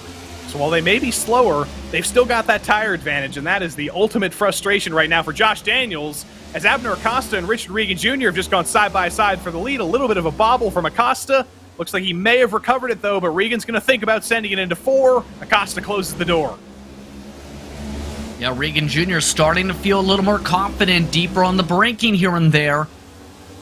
So far, he's positioned himself really well to try and capitalize on that. Just seeing when can I go, when can I pick this spot. I think Regan Jr.'s got more stability out of 2 right now.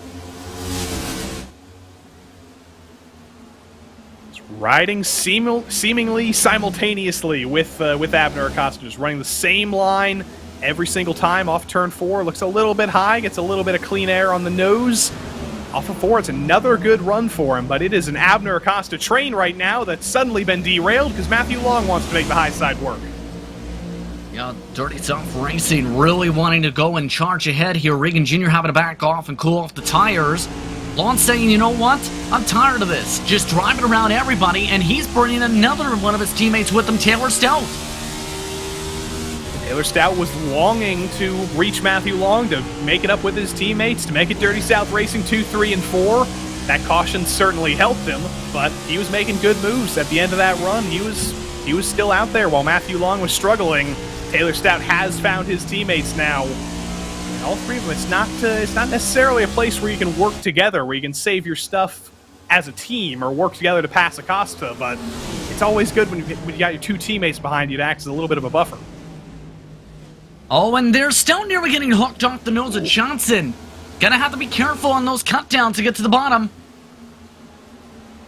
And that has basically lost Stout touch with Long and Regan and Acosta. Just that little bobble, that's the level we're running at right now. Just one bobble and you are going to lose touch with this train. Still single file though, but it has been broken up just a little bit, except for Regan and Acosta. They're not breaking up at all. Yeah, Regan Jr. just looks like he just cannot find the exact run he's looking for. Just a little bit deeper on the brakes, trying the different angles to be able to diamond it a little bit more, but that's almost pushing him tight with that dirty air right now.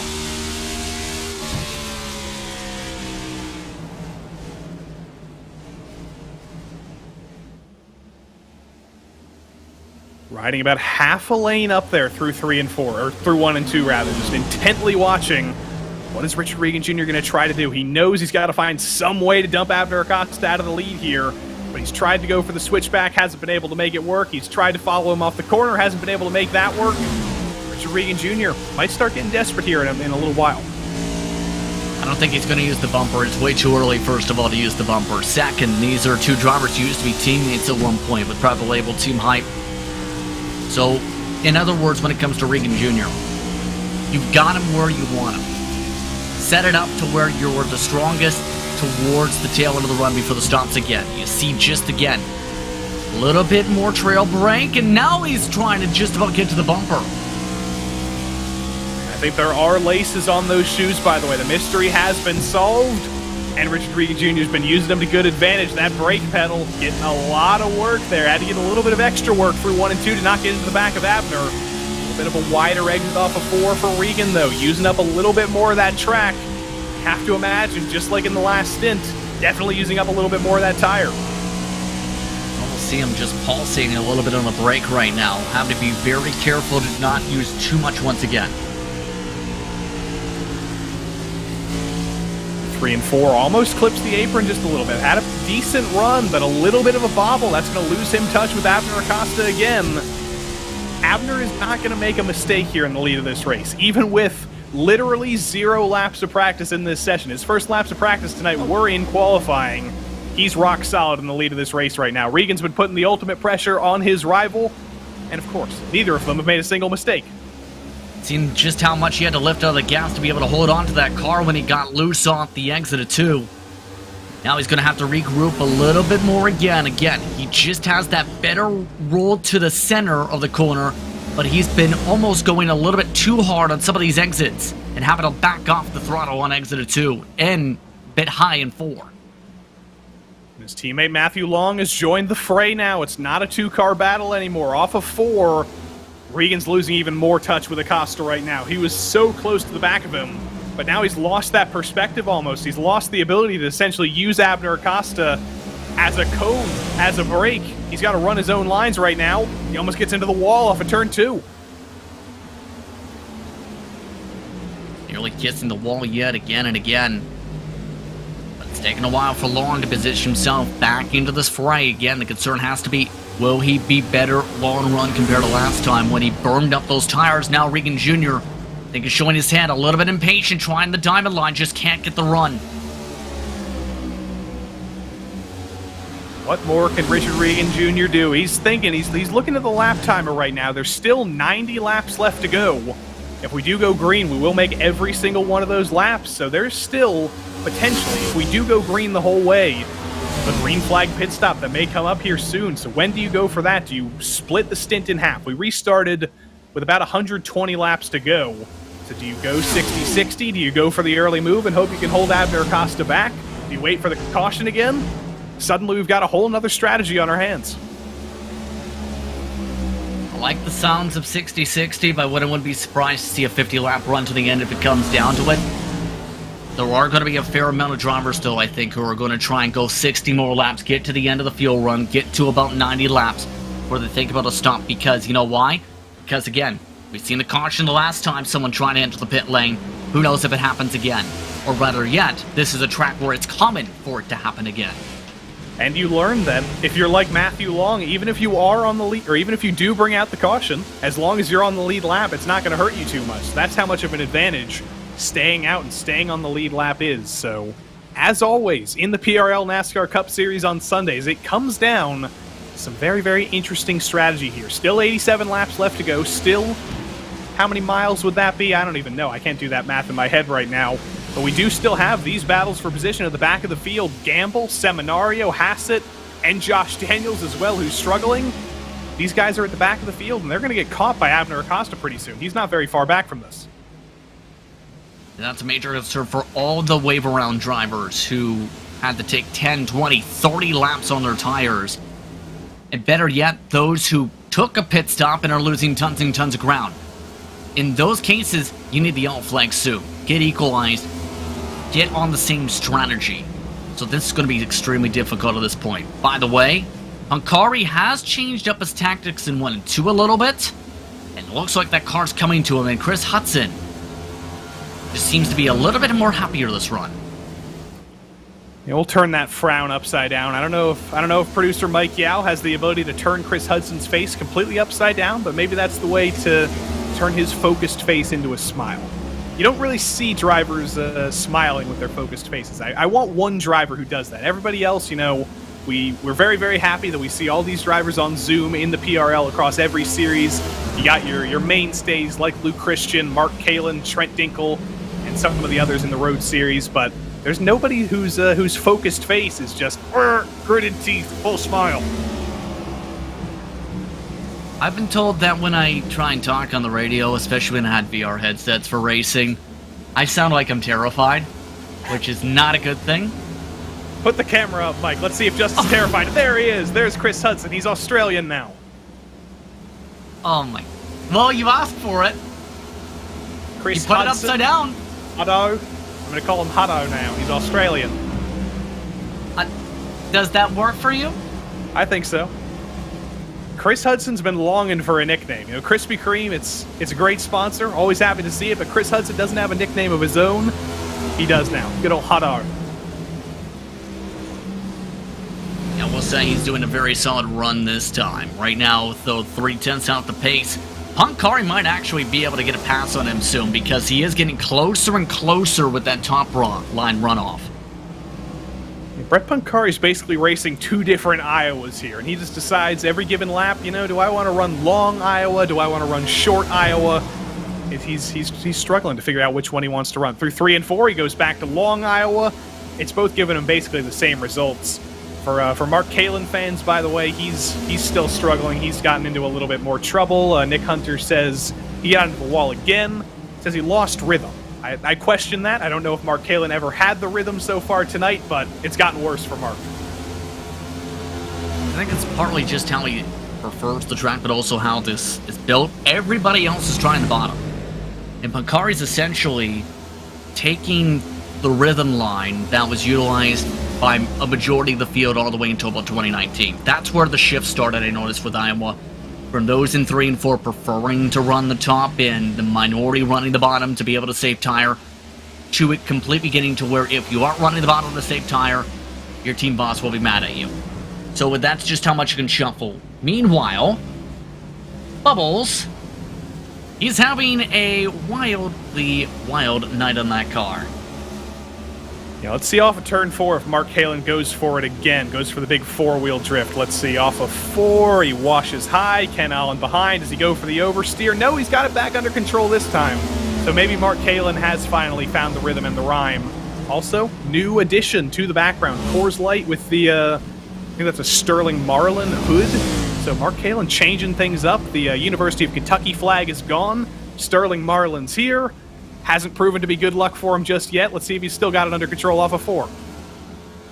Oh, no, he doesn't. Just barely staying out of the wall. One more inch, and he would have been in the wall there. Ken Allen gets by. Kalin's going to try and get back in line here. Goes for the switchback, though. Mark Kalin does have experience on the road courses. He's using that to get back by Ken Allen. Not going to work for him, though. A little bit of damage, likely on the front fender of that car still. Ken Allen's going to continue to run away. You know who's also run away? Acosta isn't the last time we checked on the lead. I think the tires have just worn away once again on these Dirty South cars. It's around that point where we've seen that lead really expand the last time. Keep in mind, Lon and Regan Jr., or more so Regan Jr. should say, looked more comfortable in the final 10-15 laps before the caution compared to Acosta. Here's the tough thing. You're basically saying, we're at a point where we're losing 3 seconds. Can we gain the 3 seconds back in the span of 20-30 laps before a pit stop? And that's not an easy given here at a track like this. For the past couple seasons, we've called Abner Acosta the tire wizard because he has been a level above everybody else in terms of tire saving in this series. But recently, his teammate Trent Dinkel had gone from being the tire apprentice to another tire wizard in and of himself. But as Trent Dinkel has run into some horrific amounts of bad luck this season, he's been kind of out of the equation on the long runs because he seemingly gets taken out before the long runs even start to come. Matthew Long, though, had turned things around. He got 3 wins because he was so strong on the long runs. And Richard Regan Jr. showed the ability to have long run speed as well. But as we've moved to open setups again in this series this season, private label team hype setups versus the Dirty South racing setups, at least in Iowa this week, it seems very much to be advantage Abner Acosta. He's just running away from the Dirty South racing drivers. It's no contest. There's a little bit of a contest a little bit further back. Joe Hoggard and another private label team hype driver, Brandon Walter, rubbing doors off of 4. Chris Hudson also in the midst of this as well. Kari, you can just see, is already looking. Where is Walter going to be? Where is Walter? Get up in the wheel. Find the run. I've got the run. No, I don't like it. It's not on my top line. So again, he's just looking really much. So what's happening? Front stretch trouble. Bubble, bubble, bubble, pop. Bubble, bubble, pop. Mark Kalin has come to blows with Jose the Funky Cold Medina, and the bubble indeed has popped for the number 62. He was having struggles. It was a bad night for Mr. Mark Kalin. I don't know if Jose Medina made it worse or if Jose Medina was just the unfortunate benefactor of Mark Kalin's incident. But Jose the Funky Cold Medina and Mark Kalin both involved. The caution's out, and that suddenly made the strategy a lot easier. I don't think the issue is going to be tire sets whatsoever. I think it's going to be now. So if we get another caution, that's when this race flips on its head, because essentially it's in Acosta's wheelhouse with this yellow. But again, some of the drivers had really been struggling with grip coming out of turn 4 all night, and I think that was a contributing factor with me. Just happened here to trigger this. You have to imagine the entirety of the field will be in this time. Nobody can make it to the end on fuel, especially nobody can make it to the end on tires. So here comes the entirety of the field. Matthew Long, kind of an unfortunate situation with Charles Sumner. As you can see everybody coming in on the bottom right of your screen, Here's what happened with Mark Kalin and Jose Medina off of turn 4. Did Mark Kalin do his usual thing, getting loose off the corner? Yes, he did. And nowhere to go for Jose Medina. Yeah, just committed to the line, and Kalin trying to save the car, just snaps right into his path. Kalin would have smacked the wall regardless. But just nowhere you can go in that situation if you're Medina. Matthew Long has done a brilliant job of closing back up to Abner Acosta after Charles Sumner stayed out on track. Regan, again, has that optimal pit stall, but coming in 2 spots behind his rivals in Acosta and Long. That's going to make that a struggle to beat them off of pit road. Here comes Jeff Chandler. Haven't said his name in a while, but here comes Acosta. Here comes Long. Here comes Regan. No changes in the top 3. Byron Johnson going to come out P4. So no real changes in the top 10. No real winners, except for Robert Gamble, who's gotten the wave around. He's back on the lead lap. He's going to fall to the tail end, though. What did I say? Next time the caution comes out, you may never know if you'll get another one again, so you have to fight as hard as you could if you're in the lucky dog spot. Gambo absolutely able to benefit from that, but Acosta's just been dominant tonight on the long run. Almost all the laps his way except for 16. It's going to be extremely difficult to be able to get this race lead if it comes down to a long run. If it comes down to short runs, Lon and Regan Jr. along with Johnson and Stout may have a strong shot at it. But at this point, you have to think, what can I do to not only pass Acosta, but then hold him off once we get to around lap 30 on the run? The biggest issue is that Abner Acosta, for all we compliment him on his long run abilities, for all the tire wizard stuff, one of his unsung abilities is his ability to restart. Every single time Abner Acosta leads the field to a restart, or even an initial start, he just jumps the heck out of the field. He doesn't jump the start, he follows the rules, but he is a master of the restart, of catching everybody else off guard. It's almost impossible to beat Abner Acosta off a restart, and you kind of need to do that if you want to keep him in touch over the course of a short run. Exactly. The tough thing now is, too, by the way, 4 more drivers taking the wave around, including, intriguingly enough, Medina, I believe, may be in a position to try it, or was previously. So at this point, you're going to have a lot of drivers, too, who are 50-plus lap tires, hoping for a caution flag to get a shot here. So there's a chance you're going to have to deal with lap traffic around that cutoff point, too. I don't think we're going to get an extended caution here. I think we will be ready to go racing here in a matter of moments. Abner Acosta has been unbeatable. Short run speed, long run speed. Nobody has been able to depose him from the head of the field. Jose Medina is pitting, apparently, by the way, so he's not going to get the wave around, and we're not going to go green this time around. It will be the next time around, I believe, because we're still waiting for some drivers to get waved around. That's the complicated thing about Iowa. That's the complicated thing about short track racing. You've got to figure out a way to organize every driver, every car. It's a tough task, but we will go racing here in 7/8 of a mile. And Abner Acosta probably feels a little bit like he did on Wednesday night. He's got the pressure on him after he was stronger than everybody else over the course of the long runs. He was pulling 2 to 3 second gaps, and suddenly he's got to do it over the course of a short run. Then I will say, get ready for the restart. Apparently Acosta requested the entire field pause for him, and he nearly hits the second place car for good measure. Unfortunately, you cannot pause this race, as these are people. This is not a time stop watch.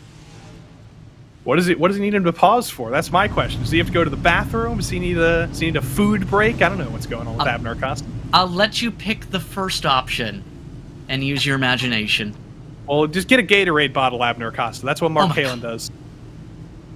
That's not actually true, but you didn't hear that. That's not slander if it's a parody. I don't know the laws here. But the iRacing sedan pace car pulls off onto pit road. Abner Acosta retakes control of the field, and is it going to be an Abner Acosta jump? There it is again.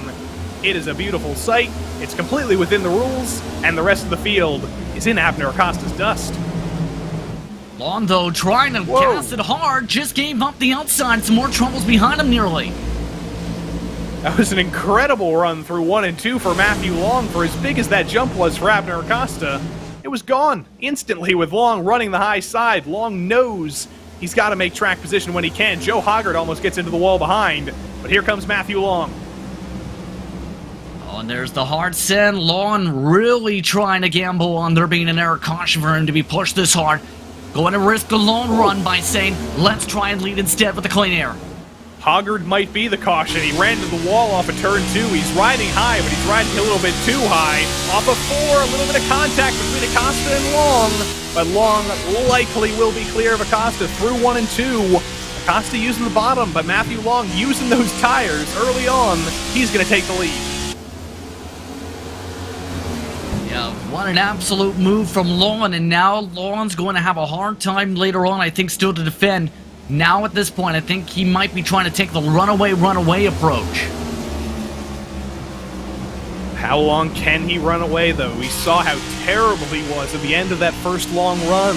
He ended up bringing out the caution himself. That's how bad his tires were. The transition onto pit lane just killed him instantly. He's hoping for a short run right now. He's already pulled 4/10 over Abner Acosta, but Acosta will likely be back before too long. Further back, Joe Hoggard has recovered as he almost gets into the wall again off of 4. Taylor Stout's trying to dump him out of the top 5 and almost gets into the back of him into turn 1. Just about got him into again, in fact. Just that difference in speed right now. That's really bunched it up, though. Hudson has to make the move. Chris took a little bit of a look, but Taylor Stout is trying so hard to rip the high line that Chris couldn't fight that on entry.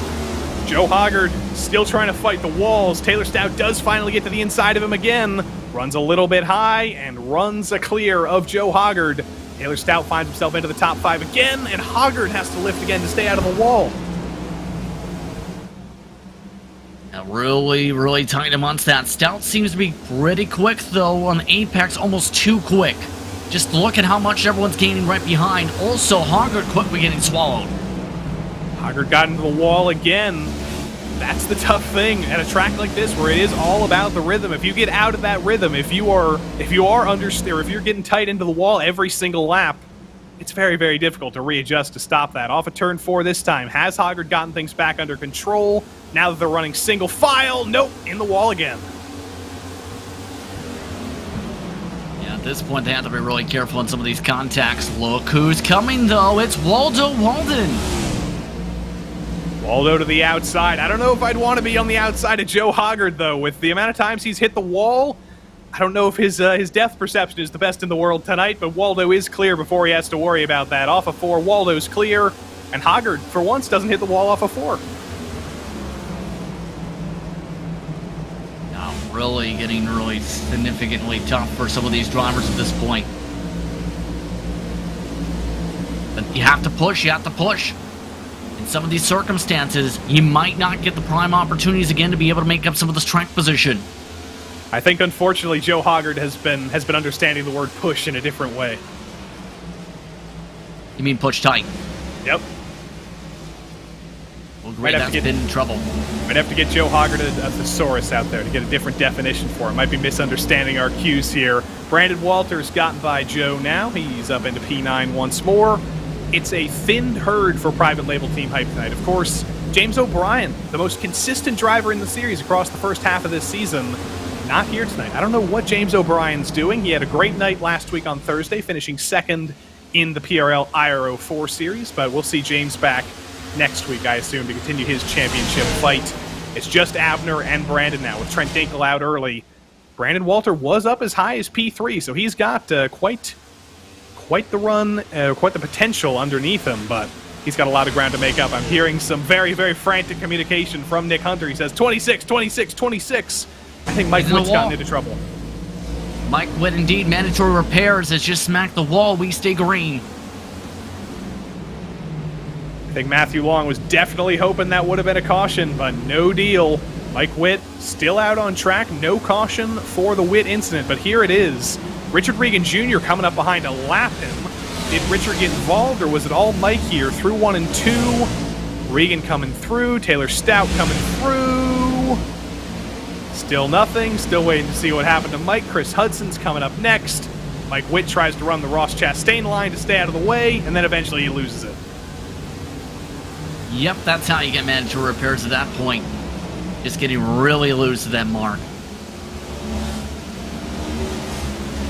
Mike Witt, a worker for Frito-Lay, works in the food and drink industry. I'm always working to see if I can get some free Frito-Lay products from Mike Witt. Hasn't come yet. crunched into the wall, though, and off at turn 2 as well. Just trying to get it back to the pits. That car is heavily, heavily damaged. Good on him for bringing it back to the pits, but that car is no longer drivable as he drives it back on track, still trying to get to the pits. By the way, apparently the feedback is, your jokes aren't corny enough to get corn chips. Well, we are surrounded by corn, Joey. After all, you said corn somewhere around 20 times in the intro. Well, luckily Frito-Lay does make some, they make some potato-based products. I think they make Sun Chips, which are a wheat-based product, so there's soybeans, any crop from the heartland. You assume Mike Witt's probably doing some work with it. I like all of it. I'm happy with all of it.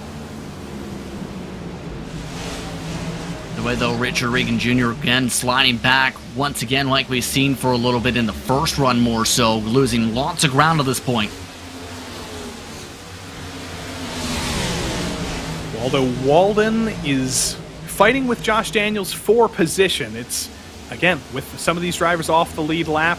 These three, though, they are a stalwart here. Waldo Walden on the lead lap. Josh Daniels on the lead lap. Brandon Walter on the lead lap. Jeff Chandler on the lead lap. This is all for position on the lead lap. But somebody who's not in the lead lap, potentially going off strategy, Jay McDonald, has decided to pit. It's a green flag pit stop for McDonald. Not sure if it was damage or if this is a legitimate move on strategy.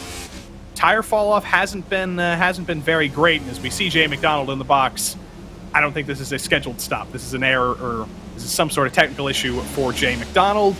His night, unfortunately, may be over.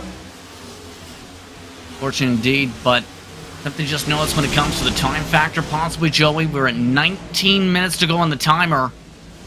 And we are very tight with the laps to go, let's put it that way, with the amount of time on said timer. If we get a caution, we may not get to the total lap distance.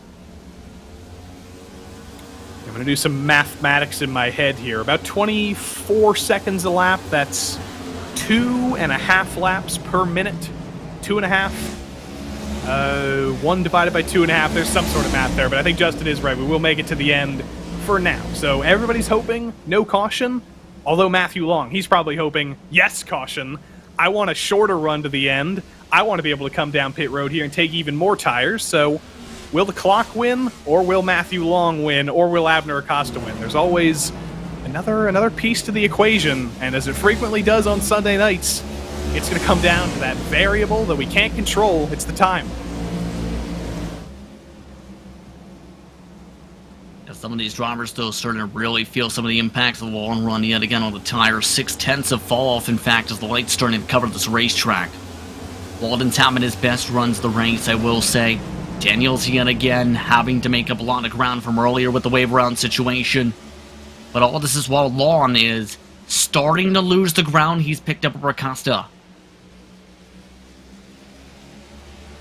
Off of 4, you can visibly see Abner Acosta bringing the gap down. You don't even have to watch timing to know that he is closing into 1. He basically brings down a full 10th to Matthew Long. I imagine when we look back up there in about 10 laps time, that gap's going to be gone. If even that, maybe even 3 laps time.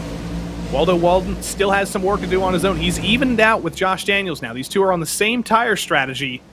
But Waldo Walden has been very, very solid on the tires here so far tonight. That's another thing.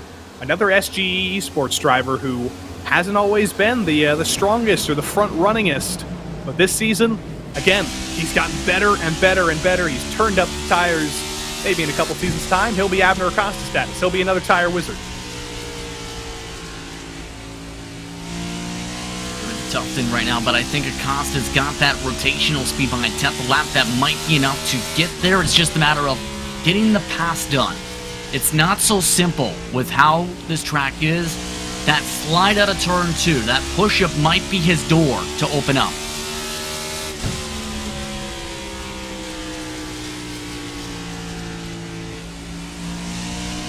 Off of 4, Abner closing, and there is that digit that Matthew Long doesn't want to see. If he's looking at his relative right now in the cockpit, he's not seeing 3/10 anymore. He's starting to see 2/10 and then 1/10, and then in a matter of moments, it's probably going to be about 0/10 between these two. Long running a wide arc, trying to use all the real estate that's being given to him here in Newton, Iowa. Abner Acosta, he knows he's in control of the situation right now. Still just riding his own line, closing. He knows he's got time. he knows he's the faster of the two.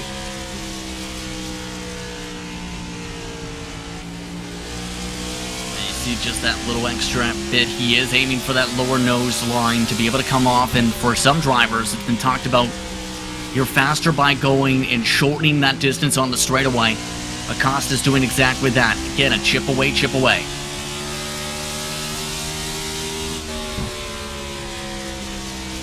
I do wonder if Matthew Long finds the ability to go Ryan Newman style and park the bus a little bit and hold Abner Acosta back. Could that bring Byron Johnson into the fray? Could that bring Richard Regan Jr. into the fray?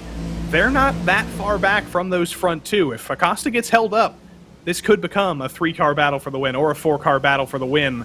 Jeff Chandler started very, very high up in the field, led a couple laps early on. He's fallen back, as has Joe Hoggard, as has Brandon Walter. These guys have all been victims of our new tire expert, Waldo Walden. Here comes Walter to the inside of Jeff Chandler, at least to join his teammate in the top 10. He's just not been able to make up the time that he had earlier. That's a rough thing. He lost time in the pit stop window as well. That hurt him and lost more track position. Chandler seems to be more comfortable in the first 20 laps, and again, around this point is where he's really hit some of the struggles. He's a little bit quicker, I think, than some of those around him. But the tough thing is, he just cannot turn off the corner.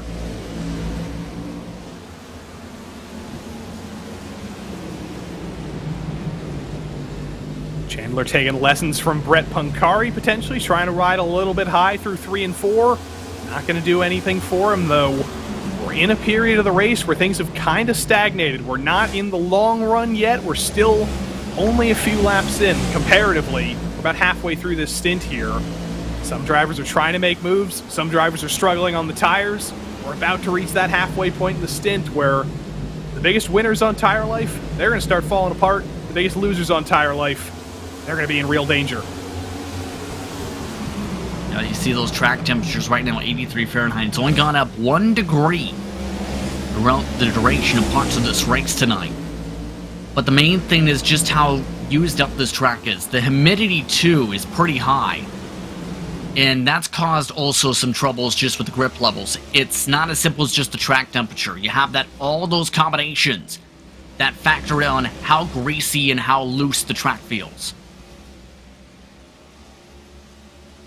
Abner's coming. He got it below 2/10 again. Through 3 and 4, can he get it below 2/10 again? Can he put the fear of Abner into Matthew Long's eyes? He's going to have to wait another lap to do that. But Chris Hudson back in the top 10, or back in the top 5 rather. Josh Daniels to the inside of Taylor Stout. And as always, in a matter of moments, Chris Hudson and Josh Daniels got separated with the lead lap wave around with all that stuff under the caution. And how else? The old buddies have found each other again. The magnets are back together.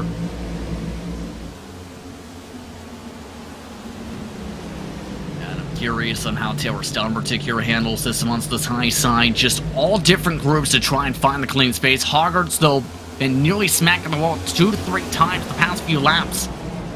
And if you're in that 43 car seat, you're taking small peeks at the mirror and saying, please get me away from this. Get me away from the Hornet's Nest. Do not pass me, 77. 3 wide behind Josh Daniels, Taylor Stout, Joe Hoggard, and Waldo Walden. Waldo kind of backs out of it down in the bottom. And Joe Hoggard somehow wins out in all of that. I'm amazed, frankly, that Joe Hoggard is still rolling at full speed right now. The amount of times he's hit the wall, that car has got to be a good 2 inches narrower than it was before. The amount of times he's packed that thing in on the right side. But somehow he's still got the same pace he always had. Now, tough thing is you can just see how, just with those little bobbles of the wheel, he's struggling on the corners. He already knows there's a car underneath. That's something he has to keep in mind on top of the spotter. And again, we're getting the information of we're right at the time, right on the money with the pace that the leaders are running. Chris Hudson in trouble now. Joe Hoggard gets to the inside of him. Josh Daniels has already made that move. Here comes Hoggard. Is he comfortable on the bottom? Not really. Loses it off the corner. He's able to save it, but he is very, very uncomfortable. Not just with that damage, but those tires are aged, and he's not used to being on the inside of Chris Hudson. Look at the race lead, though. Acosta's finally found a way inside. Here comes Abner. He's finally there. He's got a nose inside. He can finally use his favorite line to his advantage. Matthew Long, though, does he have any tire life left? Can he fight back on the outside? He's certainly going to try to. He's going to make an effort of it. He's going to be just barely clear of Acosta again coming into 3. But he can't swerve down. He can't clear Abner Acosta. He can't dump his nose. Acosta's still to the inside. Matthew Long's still trying to run away, but Acosta's closed this gap. He's there. Chance we finish this race a lap earlier now with the pace right now. Acosta just cannot get the full run he needs to because he doesn't have that outside groove to be able to extend to. He needs Long to make a slip up, make a mistake, have trouble on the apex to be able to take advantage. Off of 4, Long still running very, very high. Still able to hold Abner Acosta back, though. Matthew Long, if he wins tonight, that'll be 2/3 of the season that he's won. But Abner Acosta, he doesn't want that statistic to happen. He wants to make it 50% for Matthew Long. Still a lot of wins, but still a little bit less. Abner Acosta wants to put himself back in championship contention. He has won 1 race this season. It's not like it's been a winless season so far for Acosta. He's been very strong, but he has found some great competition in Matthew Long's return. And the 2 titans of the series, this is what we've wanted to see all season, side by side here for multiple laps, multiple grooves.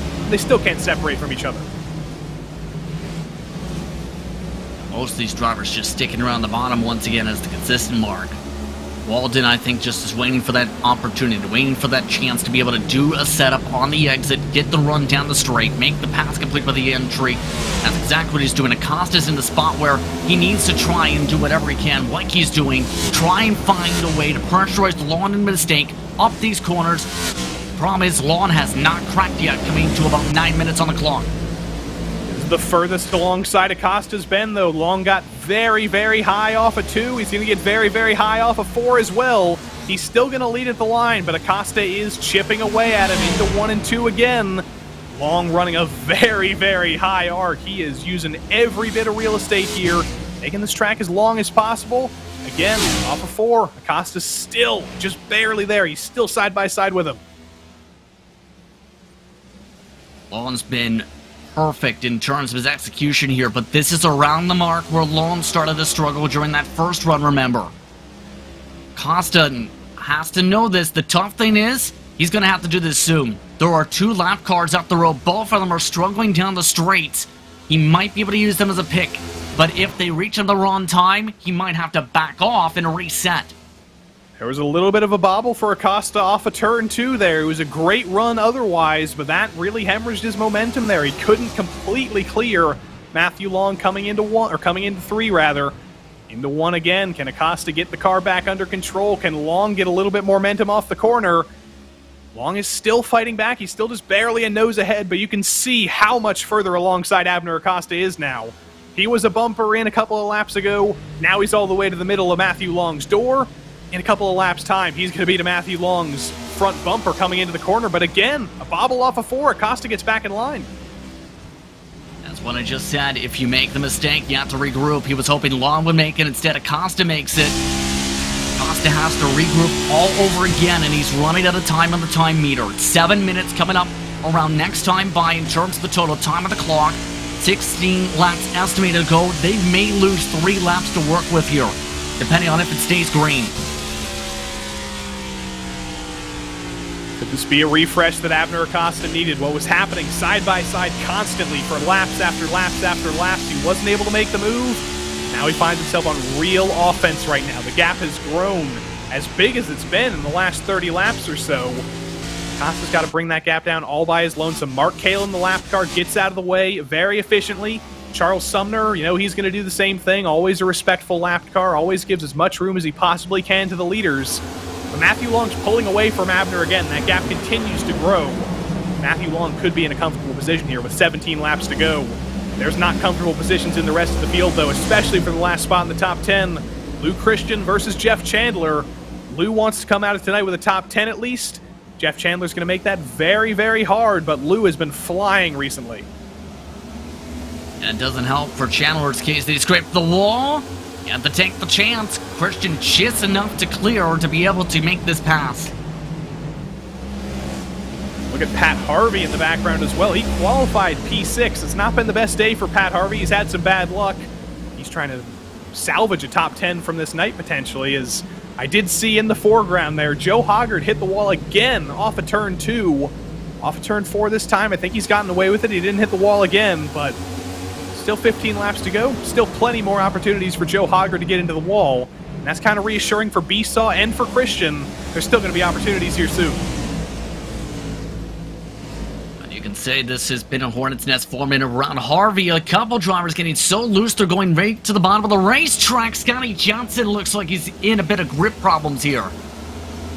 Scotty Johnson discovers that entering the track or entering turn 3 at the bottom is not necessarily the place you want to be. Here comes Brandon Walter to the inside of Brett Pancari. Walter has been far stronger, or rather Pancari's been far stronger on the tires recently, but with that little checkup with Scotty Johnson, the momentum changes. Here comes Brandon Walter to the inside, the Brett Pancari line up there in the 4th groove through 3 and 4, not working for him. Brandon Walter up into P14. These are outside of the top 10, but every position does pay points here in the PRL NASCAR Cup Series, all the way down.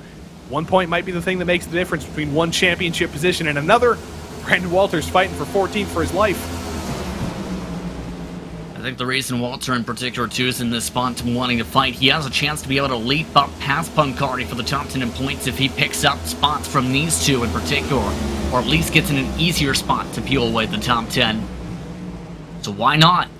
Know that you've been solid long run, make the pass, but the tough thing is, when it comes to Walter's case, he's been known for burning up his tires with aggression. Can he make up for some of that here with Chandler starting to burn up his tires more? Chandler running what I'd call a semi-Pancari up there about 1 groove. It did work for him. He's able to hold off Walter for the moment there. An unlucky 13th. Long and Acosta, if you've been watching the ticker, it has come down again. Abner's bringing the gap down. This race is not over with 11 laps to go. Chandler running all the way up to the wall. He looks to be comfortably in possession of P13, though, for the moment. 31's got a little bit of right front fender damage, but he's using it to his advantage. He'll be fine. He's hanging on. He's got a little bit of a gap with Scotty Johnson now. 10 laps to go. I think no more mistakes from Jeff Chandler. He'll be in good shape, though. But up front, Matthew Long and Abner Acosta, the gap has expanded, the gap has fallen. It's a little bit like a balloon here. It's constantly refilling and deflating as Acosta running out of time to take this win. Not sure what type of balloon you have that's able to inflate itself, but for Matthew Long's case right now, he's driven this part of the race the best he's done on a long run all night. Long's been terrible long run for parts of the evening. I think Acosta is at that point, though, where he's been so good at long run, he is just way too loose to be able to maintain with Long. Last spot in the top 10, under fire again. Pat Harvey and Robert Besaw Jr. Pat Harvey has found himself again back in the top 10.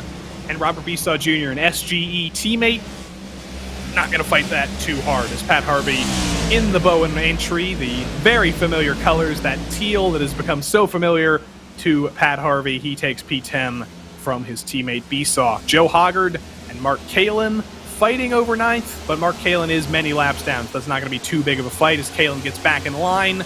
2 damaged cars running similarly on pace. Charles Sumner coming up next. There's that IMSA traffic again. Charles Sumner, he will get out of the way, as has Mark Kalin, but it's Iowa. It's not always easy to get out of the way.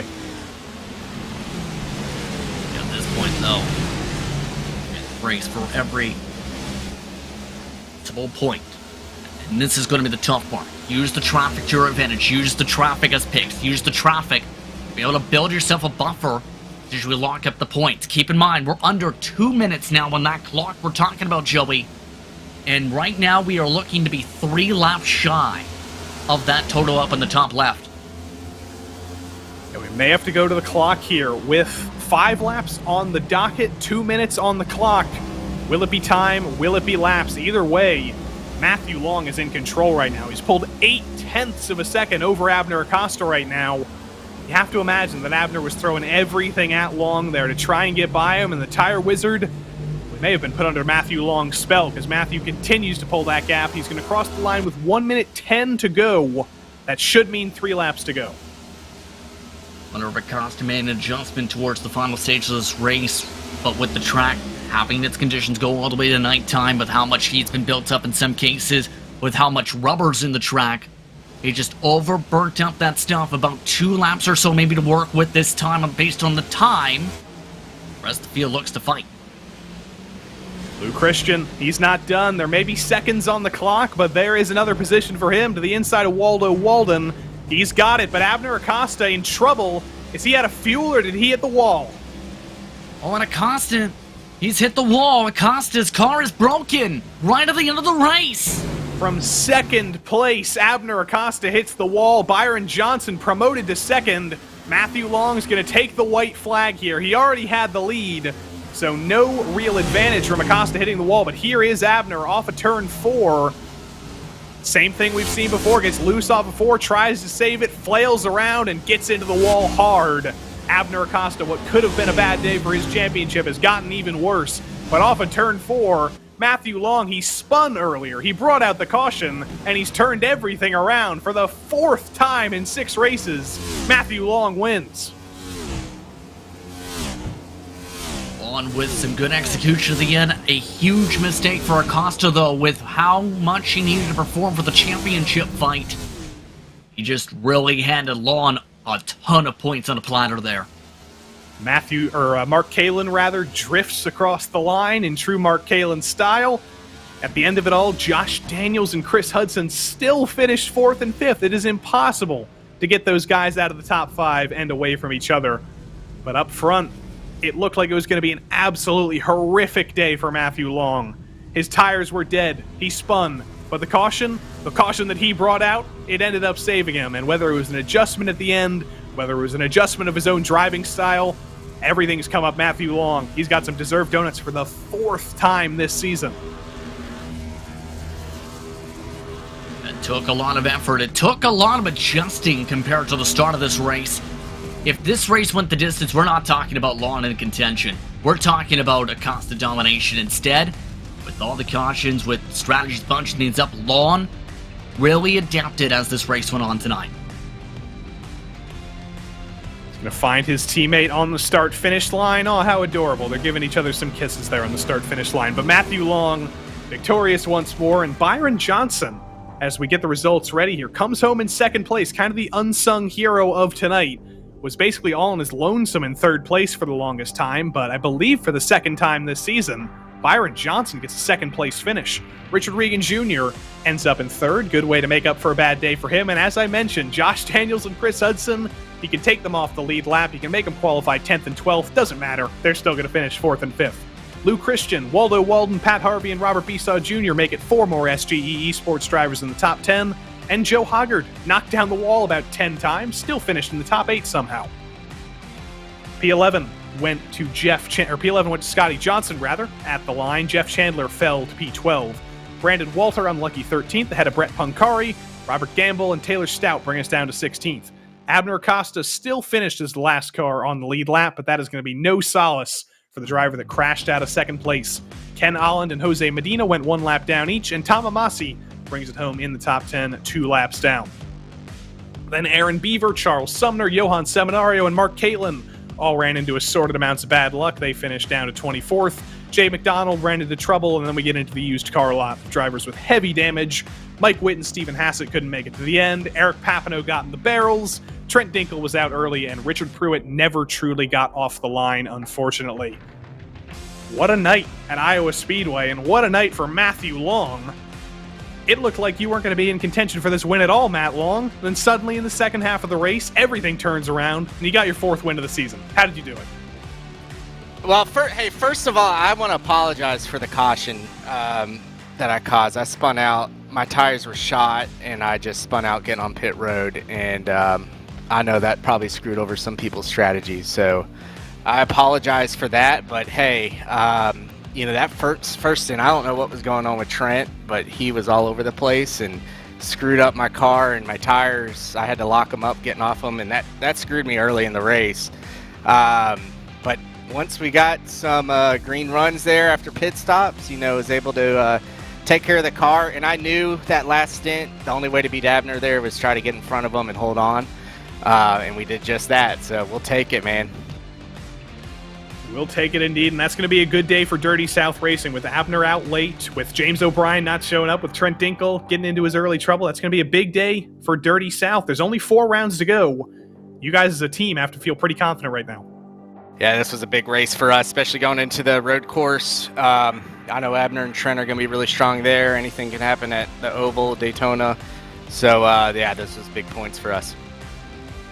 We'll indeed see you at the tricky road course next week at Daytona. Congrats on your 4th win of the season. 4 out of 6. Big numbers. We'll see you next week. Thanks, y'all. Appreciate it. Matthew Long extending his championship lead. But a driver who's probably going to be pretty happy with P2 for the 2nd time this season. Byron Johnson 2nd place, and he's with Justin. Byron Johnson able to jump up to 2nd. It was also a race of improvement for you. How would you describe the progression for you tonight here at Iowa? The setup, whenever the track was hotter, it wasn't quite as good, so it was kind of just waiting throughout that first half of the race for the track to get a little cooler, and the car started coming into its own. But Matthew and Abner, they had shits. They were really hauling a mail there at the end, and I didn't have the car to get up there. But so in turn, how was the difficulty then in turn with trying to set up the pass once you got that second half grip you were looking for?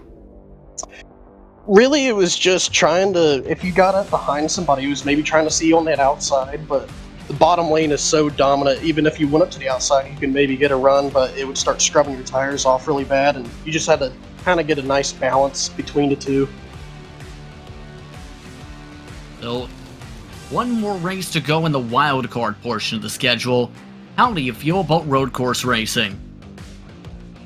I would not consider myself the greatest road course driver, so I'll wing it next week and see if I do any good, but I don't have the highest hopes. We'll see. Thank you very much for your time, Byron. Yep, thank you. Byron Johnson coming away in 2nd tonight, Joey. And last but not least, who else but Mr. Richard Regan Jr., 3rd place at the end of it all. Very good night for Dirty South Racing. Yeah, for sure. We had an awesome night. Abner ran into some trouble at the end there, and yeah, we definitely pulled a lot in points tonight. That's pretty much what we needed right there. For myself, I've been having a lot of bad luck this season, so these last 2 weeks to be able to, just get through the race clean was pretty nice. Are you still thinking about beating Matt over the course of the next 4 races? Do you still want to beat your teammate to the championship? Yeah, of course I want to beat Matt. I'm very competitive, so we'll see. I sat here a couple weeks ago and said I got to work on trying to figure out what I like in these next gens a little bit more, and we're starting to get there. RaceSpotTV made awesome calls all night, trying to tune up the car to what I needed, and I made the call the last pit stop to do an adjustment, and it did not go the way I wanted it to, and it really, I was like 2-3 tenths off a lap at the end from where I was earlier, so that really cost me, but to get away with P3 is a win in my book. Should we run Iowa in real life in the Cup Series? Oh, for sure. This is an awesome track. I don't understand why we don't come here in real life. The fan base here is awesome. I understand it's kind of a small market with the grandstands, but I mean, this track is one of the best when it comes to how you can pass people. The 2 tracks that I think of when it comes down to passing is here and Homestead, so I don't understand why we don't come here in real life. Correct answer. Now do your thing. Yeah, for sure. Got to thank RaceSpotTV. Awesome job spotting and crew chiefing tonight. Everybody at Dirty South Racing who puts in the work. As you can see, we're really strong and starting to come into our own form here, so good to see that happening. Multiple Sclerosis Society, Neonism Paints. If you need a paint, go to facebook.com/neonism and tell them that the PRL sent you. Jay-Z Photography, everybody that tunes in, and you guys at RaceSpot, and everybody at the PRL. Richard Regan Jr., 3rd place tonight, and I think I might need to call him up to do my sponsor reads in a little bit. Maybe we'll hear him talk about Mecha Sim hardware in the coming weeks. We do have one more driver to talk to, because we do have time. Brett Pancari came home P15, but he's still got the best baseman in the business, and he's got the best Justin Prince in the business. Thank you very much, Brent Pancari. Indeed, you had a stellar run through parts of the night, but intriguingly, you chose the top groove to be able to try and wheel yourself forward. What made you decide, I'm doing the top as the only one to run against the top side of the fence? I'm not very good on the bottom in 3 and 4, and I feel like the bottom of 3 and 4, it wears out the right front even more. So if I just run the top in 3 and 4, run my own pace, and I can start carving through the field when those guys were wearing their right fronts out and whatnot, because also you get tight in 3 and 4, and you wash up, and you get washed up on the exit. So that's something I've been doing for a very, very long time, and it's kind of like also like me if I'm running at Kansas. Everyone wants to run the wall. I'll run the bottom side instead because it's more safer down there. But I just feel more comfortable running in 3 and 4 than on the top side than the bottom side. I've just been running that for many, many years. I'm going to say that was the preferred line for a lot of times. You were after the first cautions, well, up to the third, fourth spot, in fact. What was kind of that reaction on that start, and then the reaction to the progression back to the teams? I did not need that second caution to come out. Everything was pretty much going the way I wanted it to. Long run, go long. I was going to pit on lap 80, but I looked at my tires. I was 34 in the right front, 43 rear, so I maybe could have went to 90, maybe 100. I don't know. And if that was the case, I would have done one stop, but I did not need that second caution because I am, no matter what oval car I drive, I am horrendous on the short run because I'm running so conservatively. Everyone else is going so hard that I just plummet for the field, and it didn't help that I qualified so poorly when I hit the wall on my second lap there. So, because I want to qualify as high up as I can, minimize the amount of positions lost on the short runs, and then if the tires come into play for me, start carving for everyone else. I can say in regards to Kaylin's situation as, hello kitty cat. What's the name of the cat? Her name is Eve. She likes to come down here sometimes while I'm racing and jump on my lap when I'm racing. She likes to chew on wires too. So I'm a little worried sometimes when she comes down here, but I got some wire protectors on my wires, so it prevents her from chewing through. But she's been with me for a long time, and she is very nice still. Well, I think your cat wants your attention right now. We'll let you play with the cat. Congratulations on the run. Thanks, and thanks again to Corey Rutherford, CJR Graphics. I know I was running the FTF Cup Series decals tonight. I forgot to switch to my blank car, and also unforgivable. Of course, Peugeot, being the only Peugeot out here, and I'm going to run this thing as long as I possibly can. I mean, heck, maybe it may allow me the podium 500. I don't know. I doubt it, but we'll see. Again, congratulations for the top half of the field finish to Brent Pancari. His cat giving some celebratory purrs in that one, Joey. We don't endorse FTF activities in this presence, but of course we do wish Brett Pancari good luck in that event. That's going to be some crazy stuff over on our good friends with Jacob Hitz and Zach Johnson and everybody down there. But Matthew Long out front tonight. He's beaten Abner Acosta at his own game. He's going to extend his championship lead. But this is not the only night of PRL competition here on RaceSpotTV. It's not all Matthew Long all the time. Coming up tomorrow night on Mondays, it's GR86 and GT4 action. On Tuesdays, it's GT3 doubleheader. On Wednesdays, it's more NASCAR with the Xfinity and Truck Series. And on Thursdays, it's the IRO4s and the F3 Series with Justin Prince. We hope you'll see us, or we hope we'll see you, rather, in any and all of those events. Next week, in this series, we go to the Daytona Road Course, see if Abner Acosta and Trent Dingle can continue their road course winning ways. But we hope you'll join us again here on RaceSpotTV. I've been Joey Tebben. Justin Prince has been Justin Prince. Our intrepid insider has been Nick Hunter. The shortest staircase in the world has belonged to Lou Christian. And our producer has been Mike Yao. But until we see you next time, so long.